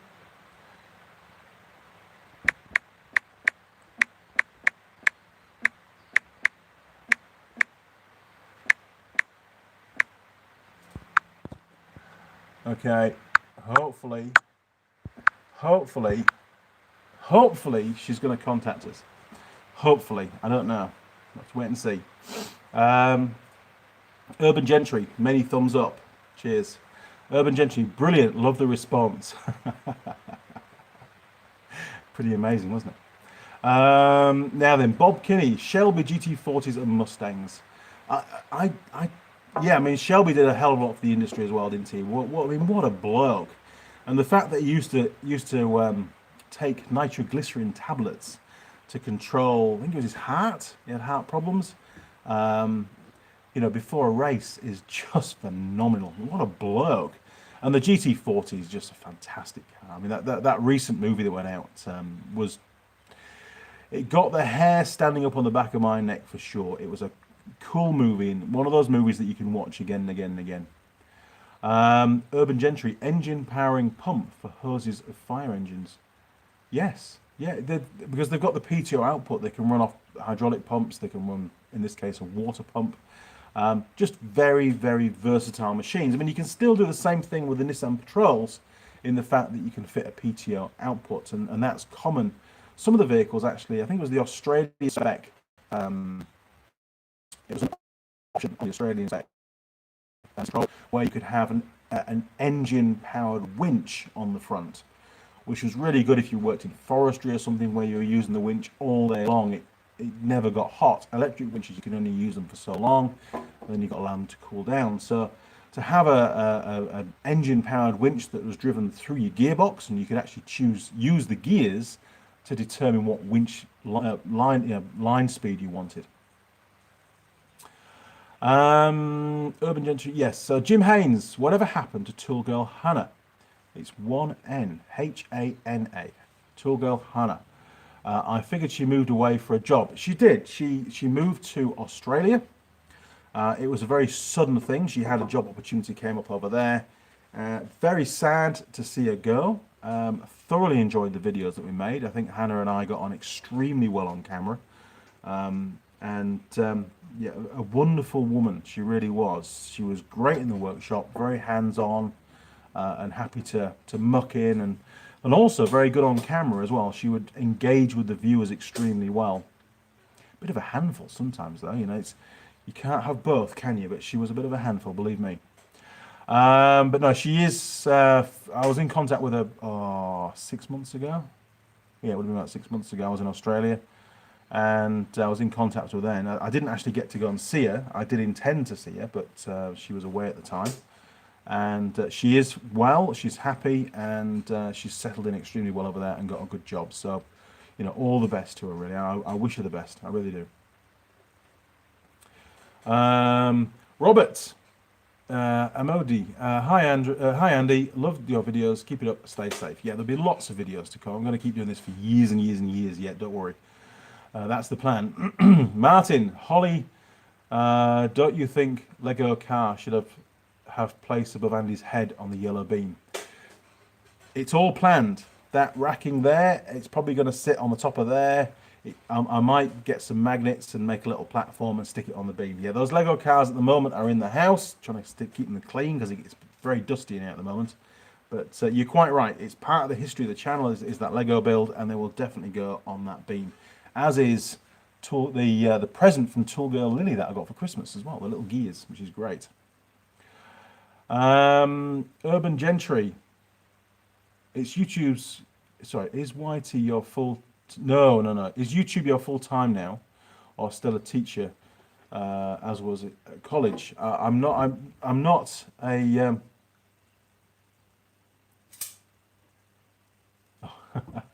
It's Tool Girl Holly. There she is. Look. So sorry, I'll finish with this one first. Okay. So last 3 years, I'm working for a major motorcycle importer to New Zealand, and I provide service support for that. I did 5 years at Unitech, thoroughly enjoyed it, and Tool Girl Holly was one of my students, believe it or not. So Tool Girl Holly, hi everyone, hope you're all well. This is fantastic. I'm so pleased she's on board. Thank you very much, Tool Girl Holly. Great to have you in the workshop, be it virtually. This is awesome. Made my day, you really have. George, waiting for our Tool Girl to join. Well, there you go, she's here. Bob Kinney, hey Holly, from Florida, USA. Urban Gentry, hi Tool Girl Holly. Big clap of the hands there, well done. Tool Girl Holly, she's back.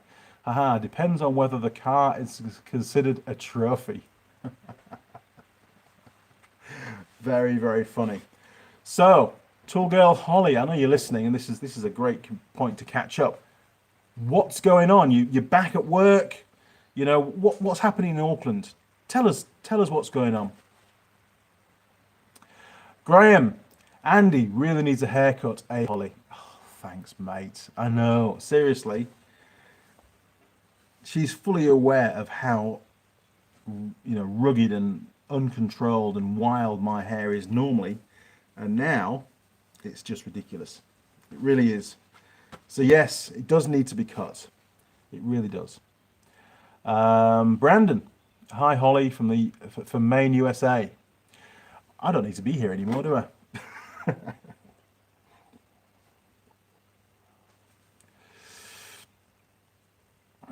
Robert, hi Andy. Get Teng Tools in Sydney? Yeah, I'm pretty sure you can get Teng Tools in Australia.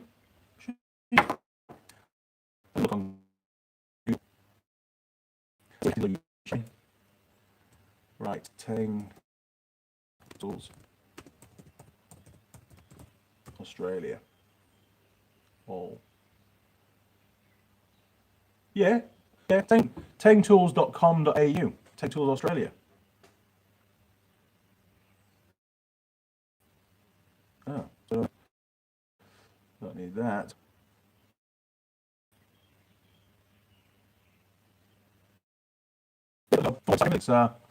You should go on there and you'll be able to buy stuff. I am still in the process, it's going to be a while yet. We're just about to embark on creating an Andy Mechanic website, something which we haven't had before. That website will be e-commerce, and it's going to replicate all the products on the ISL Industrial website. That's the company that brings in Teng Tools to New Zealand. They've got over 30,000 products, and they will be available on the Andy Mechanic website for retail purchase, because ISL Industrial don't sell to the public. They're a wholesaler. So it's going to allow the viewers and the general public in general to purchase Teng Tools online, which will be fantastic. It's going to take a while to get organised though. Now, where are we? Jim, what specialty tool brands do you have in New Zealand? Lyle, OTC for cars, Motion Pro for bikes, etc. Yeah, we can get Motion Pro here. There's a few other ones as well, but I tend to use, original special tools from manufacturers, to be honest. Tool Girl Holly, I'm sure he'll be one of the first bookings when the barbers open up again. I sure as well will. In fact, Tool Girl Holly, what's going to happen, she doesn't know this yet, so we'll tell her now. Tool Girl Holly, listen up. As soon as we go to level 2, then we expect barbers to be open and people should be able to travel a bit further around New Zealand. So what we're going to do is we're going to get Barber John, my barber, I only have one. Barber John's going to come down from Thames, from Bespoke Barbers. Yeah, John, a little punt for you. He's going to come down to the workshop and cut my hair.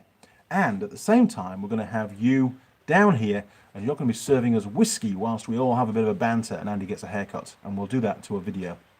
How's that? You keen on that? I'm going to get you down, give you first dibs on that one as Tool Girl. Well, obviously we're doing other stuff as well that weekend for filming, but that will be one of the videos we do where Andy gets his hair cut. It's only because of bloody lockdown. We've got to sort of celebrate the lockdown features, haven't we? I think haircut's a good word.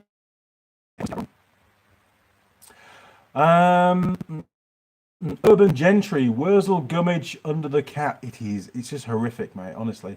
Bob Kinney.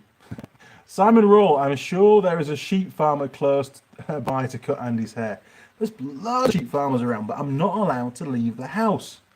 Tool Girl Holly, most eventful thing happening in Auckland fast food. Yeah, I knew you would say that. Tool Girl Holly loves her fast food. Whether it's Domino's Pizza, or it's sushi, or it's KFC, or Macca's. Honestly, terrible. But yes, good job. I'm sure you're making the most of all these takeaway foods, Holly. Robert, thanks, mate. Connor K. Hey, Tool Girl Holly. Hello from Greater Lisbon area of Portugal. This good YouTube live stream just got better. It sure did. It couldn't be any better timing, to be honest, because we're nearly at 2 hours, and I tend not to go any more than 2 hours for a live stream. I think it's long enough for all of us, to be honest. Graham, his missus should hold him down and do it. She's tried to cut my hair before, and it will never happen again, believe me. She did trim these side bits the other day, actually. Well, not the other day, but a few weeks ago, she trimmed those because I was getting really annoyed with them. But I've just given up now. I was going to say the word hillbilly, but that's probably not a good thing to say on a YouTube video. But yeah, you know what I mean. Right, Jim. I'm fairly sure I saw a Teng Tools sponsored drag race car in Australia on TV here in the US even. You can buy Teng Tools in the US. I've been told this. There's no, although when I was told there were no retail stores allowed in the US, but you can buy Teng Tools online. So if you want Teng tools, you can buy it online in the US. And obviously it'd be a lot cheaper than trying to buy it out of New Zealand and then get it shipped across, because shipping at the moment is very expensive, because again, there's less ships moving around and there's certainly a lot less planes flying around. Urban Gentry, Dibs watching. Tool Girl Holly, sounds like fun. Excellent. I'll count you in. That will be fantastic. Tool Girl Holly should cut my hair. Oh man, that could be a disaster. Holly, have you ever cut somebody's hair before? Really? We could get Barber John to teach Tool Girl Holly how to cut my hair, and they could do it together. That would work. That would mean I'd have to wash my hair first though, because there's all sorts of stuff living in there at the moment. It wouldn't be very nice for her. We'll find out. Robert, Tool Girl Holly should... Yes. Bob, we're not offended. Hillbilly is fine. It's so easy to offend some people. It really is. So I'd be very careful what I say, but I think you get the idea. Urban Gentry. Tool Girl Holly should do the first buzz cut. Yeah, she could buzz cut all the back and everything, that's for sure. Because I tend to go for grade 1 down the sides and up the back, and maybe a little bit longer on top. But I'm getting really annoyed with how long it is at the moment.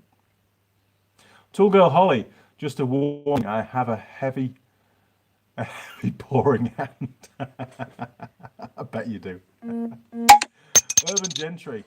Oh my word, what's going on? Don't know. Urban Gentry. Christening the snip. That'll be good. Stoitz Gerber. Do your missus like the idea of Tool Girls? Respect for her. Well, if I'm being perfectly honest, no. She's not really a fan of Tool Girls. Because, you know, for example, you've got Tool Girl Hannah and Tool Girl Jade. They tend, in the videos, they're quite friendly, to be honest. Not that I'm complaining, but they do get quite friendly and quite touchy-feely, which is, I suppose, part of the job of being a Tool Girl. But I can see why Mrs. McKay gets a little bit upset.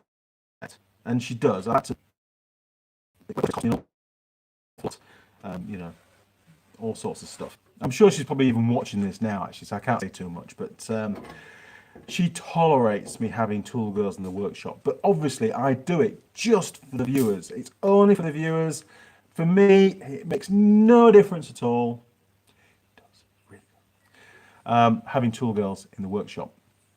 And they will continue for many, many more years. And it's fantastic to have that kind of relationship and to have, you know, good friends come to the workshop and join in on various videos. I do really enjoy it. I think it adds a whole different dimension to the channel. And you've got to remember the reason for it, the very original reason for me to choose having Tool Girls in the workshop was in tribute to Tim Allen and the Tool Girl. Oh, what was her name now? Somebody will tell me. I've forgotten it. My memory's terrible these days. Tim Allen had a Tool Girl, or a couple of different Tool Girls, I think it was, on his home improvement show when he was on stage, doing his show within a show kind of thing. And it was great fun. It really was. And I grew up with that as a kid. So, you know, Tim, if you're watching, which you probably aren't, that's why Andy Mechanic has Tool Girls. Tool Girl Holly. I think haircuts are best left to professionals. I think you could be right. Oh man, it'd be a nightmare. Tool Girl Holly, they'll need the support after they open too. They sure will. You're absolutely right. Yeah, I think a lot of people, I'm sure they'll be booked up pretty early on actually. Everybody needs a haircut. Martin Shannon, do they still make City Chrome tools, or is that now King Chrome? No, I've still seen Sid Chrome. I've still seen Sid Chrome around. But whether it's been bought out by King Chrome, I don't know. I don't use those tools. You can definitely get King Chrome here in New Zealand. I've seen those around. And in Australia as well. Hey, Alma, how's it going with quarantine? It's fine. I've got a workshop. I can just do lots of stuff. Matowix, McDonald's is terribly overpriced. Okay, well, that's your choice. I don't eat McDonald's often. If I'm out on the road and it's late at night and all the restaurants have shut, it's food. It gets you through. But I don't specifically go to a McDonald's to have a McDonald's meal, if that's what you're getting at. Jim Haynes, Martin, City Chrome got bought out by Stanley and now are imported tools from Taiwan, not made in the US. for quite a while. It's a shame, isn't it? That's happened an awful lot in many these days. Is you think is English isn't English anymore. What you think is American isn't American anymore. Bob Kenny, it's cool watching beautiful women work on cars. Of course it is, without a doubt. I'm the first one in line for that. Urban Gentry, not a bad thing having a tool girl, Pam Anderson. Yeah. Wow. Yeah, the views would definitely go up if that was the case. Jim Haynes, Pamela Anderson was one of them. Yeah. Was she? With Tim Allen? I've got to check that out. Jeez. Stotts Gaber, a good excuse. Yeah. Tool Girl Holly, I don't know that. I also grew up watching Home Improvement. Excellent. We have something else in common. We can talk about that kind of stuff as well, can't we, Holly? George, it's a brilliant idea with Tool Girls to enjoy long videos. I think so. I think it just adds a different dynamic, and you've got that interaction. And also, and this is another reason for Holly coming on the channel as well, is when you've got somebody, well, maybe not so much Holly, maybe the other Tool Girls, the ones that got less experience, because as you know, Holly, you know, she is a bona fide mechanic. She has worked as a mechanic in a shop working on muscle cars and other bits and pieces. She knows how to work the tools without a doubt. But for the other Tool Girls, the ones that haven't done very much, they would ask questions on how to do something which I probably took for granted and didn't include in the video. So it would prompt me to cover that aspect in the video. So it was a real bonus as well. So there's many reasons why Tool Girls have to be on the videos. Simon, Tool Girl Lisa, Google says. Huh? Tool Girl Lisa, okay. That was on the Tim Allen show again. Tool Girl Heidi, that's the one I was thinking of. Tool Girl Heidi's the one I remember. Or didn't remember, but now do. Thanks, Frank. Matowix, where is Tool Girl Jade? I don't know. She's missing in action. She might be in Wellington. She might be in Christchurch. I don't know where she is. She's a very busy lass, and she does post on Instagram quite a lot, and she always seems to be eating. Drinking or eating. That's what she seems to post. Graham, I thought City Chrome was an Australian company. I don't know. Was not bad. The definition of the word was Tool Girl Xena. Doing those two videos with her was just a nightmare. Some comments came through thinking that she may have had some kind of chemical in her system at the time. I don't know. I didn't pick up on that. I just thought she was mental. But she was fun, but in a real twisted, weird way. Very, very difficult to make a video with that lass, which is probably why she's not here anymore. Drew Dastardly. Thank you. Morning, Drew. McDonald's can be very cheap if you keep the receipt and get a Big Mac and fries for $1.99, or get the 20-piece chicken nuggets for $5. That's pretty good. Frank Sanchez, I wonder where is Tool Girl Jade? Well, we all wonder where she is. I'm going to try and get her back on the channel at some point, but at the moment, I've got other things to think about. I've got other Tool Girls that, you know, are more current, and I've got, you know, projects on the go at the moment, especially with the workshop beams and stuff, and they can't travel anyway. But later in the year, for sure, I'd love to have Tool Girl Jade back. She's great fun. Urban Gentry. Tim Allen, Pam, how she got Baywatch and Cause contract. Wow, is that right? Graham McCluckley, oops, City Chrome. Yeah, that's right, typo. Matowix, any chance of a Japanese or Vietnamese Tool Girl? I don't know. It's whatever comes along, to be honest. I have got an advert running at the moment to potentially get another Tool Girl. Maybe one that's more local to where the workshop is, to make travelling a bit easier and where we can have Tool Girls a bit more often. Because at the moment, you know, obviously Holly and Lily both live up in Auckland, and it's a bit of a trek for them to come down. They will definitely keep coming down, there's no doubt about it, but they can't come down as regularly as I would hope, unfortunately. So I think there's an opportunity to shoehorn another Tool Girl in the mix, so to speak. There is another Tool Girl in Auckland, or potential Tool Girl, Rose, that might be joining us. She's already got an outfit. We've put the visit on hold, obviously, because of the virus at the moment. But things are tentatively set up for her to come down and do a day's filming with me. in the next few weeks after, well, in the next few weeks after the coronavirus, we're on level 2. Once we enter level 2, move around, and we can do that kind of stuff again. And it'd be great to have a new tool girl come down and show the ropes. What else have we got? Oh, I think we're down the bottom now.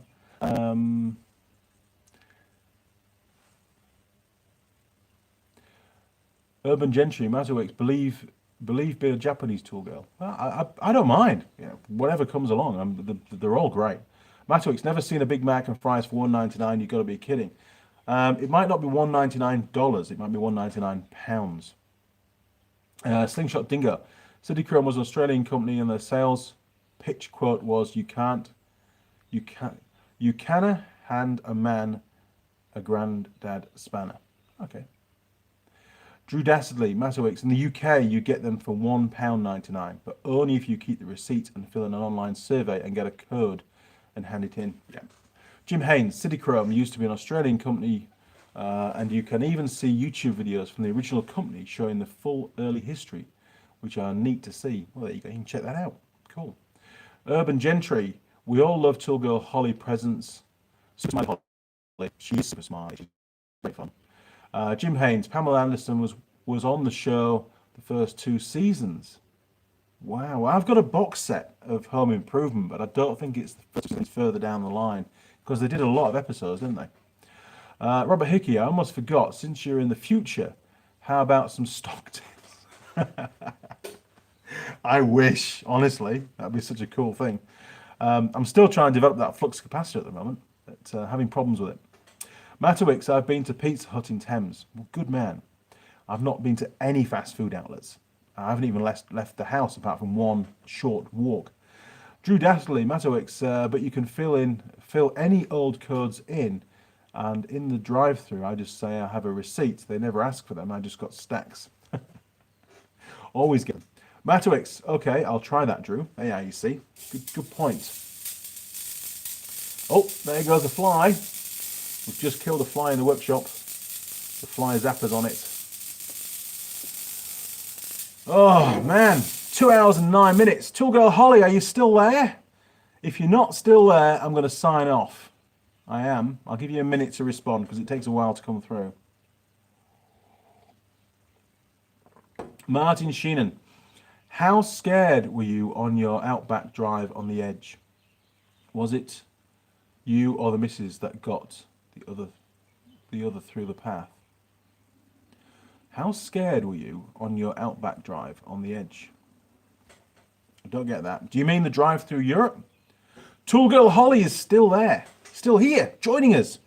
So if you've got any questions for Tool Girl Holly, now is the time to ask, because I'm going to stop this live stream at 2 hours and 15 minutes. We'll go for another 5 minutes, okay? So now's your time to engage directly on a live stream with Tool Girl Holly. Brace yourself, Holly. The questions are going to come through thick and fast. And thanks for hanging in there. Appreciate it. I owe you a pint and a Macca's, no doubt.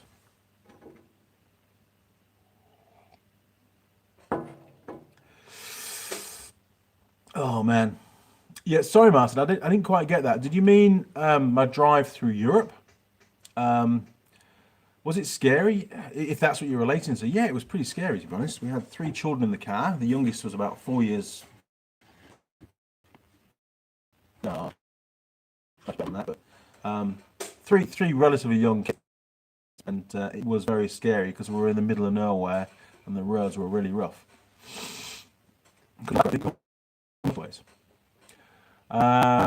That's a loud fly. It is. It's a good electric fly zapper, and they just fly in there, and 25 volts, I think it is, just destroys them. They turn to smoke and disappear, which is great. Stanley actually bought City Chrome in 1991. Wow. And they kept that brand going. Matterwicks, but Tool Girl Xena was erotic and dark. She was a lot of things. She sure was. Urban Gentry, how big's the fly? It took ages to zap, thought it was welding. I know, it sounds great. One thing I have to be really careful of is if I'm cleaning something with petrol, or I've got any petrol in the workshop, that's a massive source of uncontrolled ignition, so I have to turn the fly zapper off whenever I'm doing that kind of stuff, otherwise we might have a bit of an explosion. Tool Girl Ali was not bad. Tool Girl Ali was awesome, and it was really sad that she couldn't come back on the show anymore. That wasn't my decision, that was her decision, and I think it was her family decision as well. Now then, Drew Dastley, Tool Girl Holly, have you passed the proper bike driving test for on the road yet?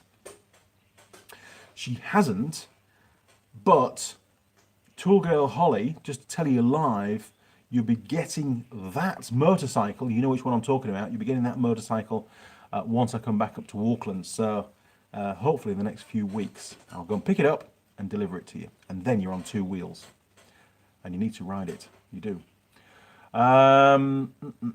Right, Graham, be safe, Andy. Thank you, Graham. We'll see you around. Thanks for hanging in there. It's been a long live stream, this one.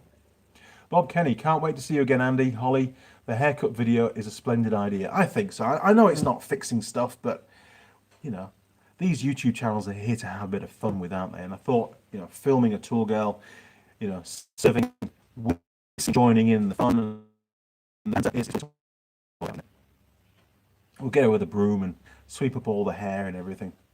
Now then, Stotts Gerber, stay safe, keep up the good work. It's bedtime here in the UK. Goodbye. Thank you again, Stotzer. Hopefully I pronounced that right. Great to have you on board. Great to have so many people watch the live stream again. Don't forget to give us a thumbs up. And, you know, if you haven't subscribed, subscribe. I'm sure you probably all have. Now then. Oh, and before you all go, don't forget you can still get your Andy Mechanic official mug, coffee and tea and alcohol compliant. You know, it does work with all those. And you can get these from www.zazzle.co.nz or .com. I think they have different variations of the website. Just search Andy Mechanic YouTube and you'll find the online store. If and when you get one of these or any of the Andy Mechanic merch, send through a selfie to my email address and I'll give you a shout out in one of the videos. Cheers. Now then. Tool Girl Holly, I have had my learner's bike license for about 3 to 4 years. 3 to 4 years? We need to get you through your restricted, girl. Damn. Jim Haynes, has Holly got the motorcycle fixed up after the... Oh, now that was Lily's. Lily's bike is all fixed. It's here. I can't deliver it back to her because I can't travel anywhere. But yes, there was a video where I did the tail light and the rear indicators, and it's all good to go back. I just got to find some mirrors to go on the handlebars and take it warranty, and then it's fully road legal. It's until June, so I can ride it on the road. She can ride it on the road. It'd be great. Drew Astley and Mechanic, time to get a buzz cut. I think I'm doing it myself tomorrow. I could well do a buzz cut, honestly. Simon, just wait till a bee hits it. We had a bee go in. We have one in the house as well in the kitchen, and a bee managed to force its way in through the bars because they're quite narrow bars, and couldn't get out. So of course it got fried. It's still there, sat on one of the LED tubes, dead. Matawix, what bike do you have, Holly? Go on, Holly, you can tell them what it is. Tool Girl Holly, I no longer have a bike currently. Last time I rode, I was borrowing one of Andy's many bikes, which was very nice of him. Thank you very much, Holly, and you're going to get that bike back, I can promise you. Oh, right, now then. Drew Dastardly, Tool Girl Holly, good luck on the bike test soon. I was actually banned for not passing mine in time back in the day, so I went straight to a car. UK DVLC insanity. That's right. I think over here you only get 10 years. I think Ben was about to lose his license. He managed to get passed in the time.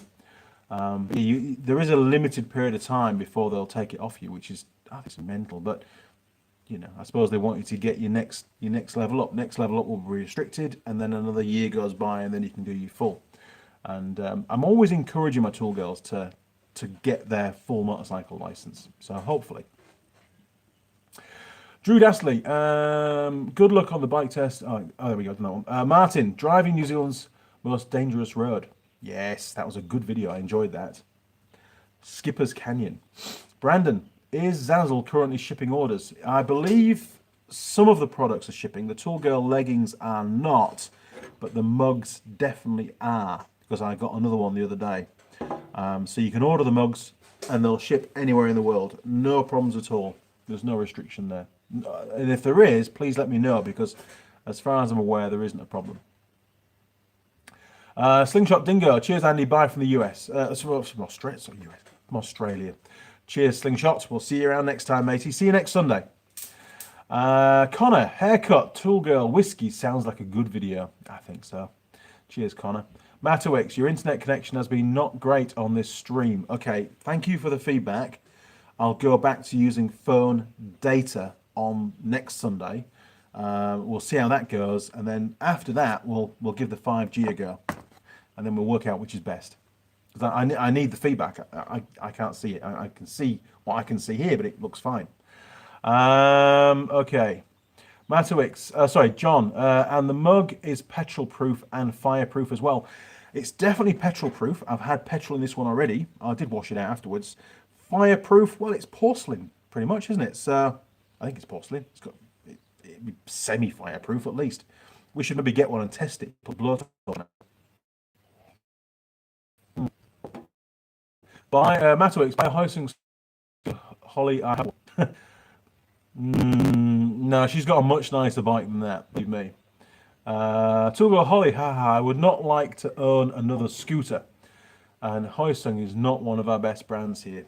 There you see, it's what I've been telling you. I was trying to be really polite about it. Garin Clark.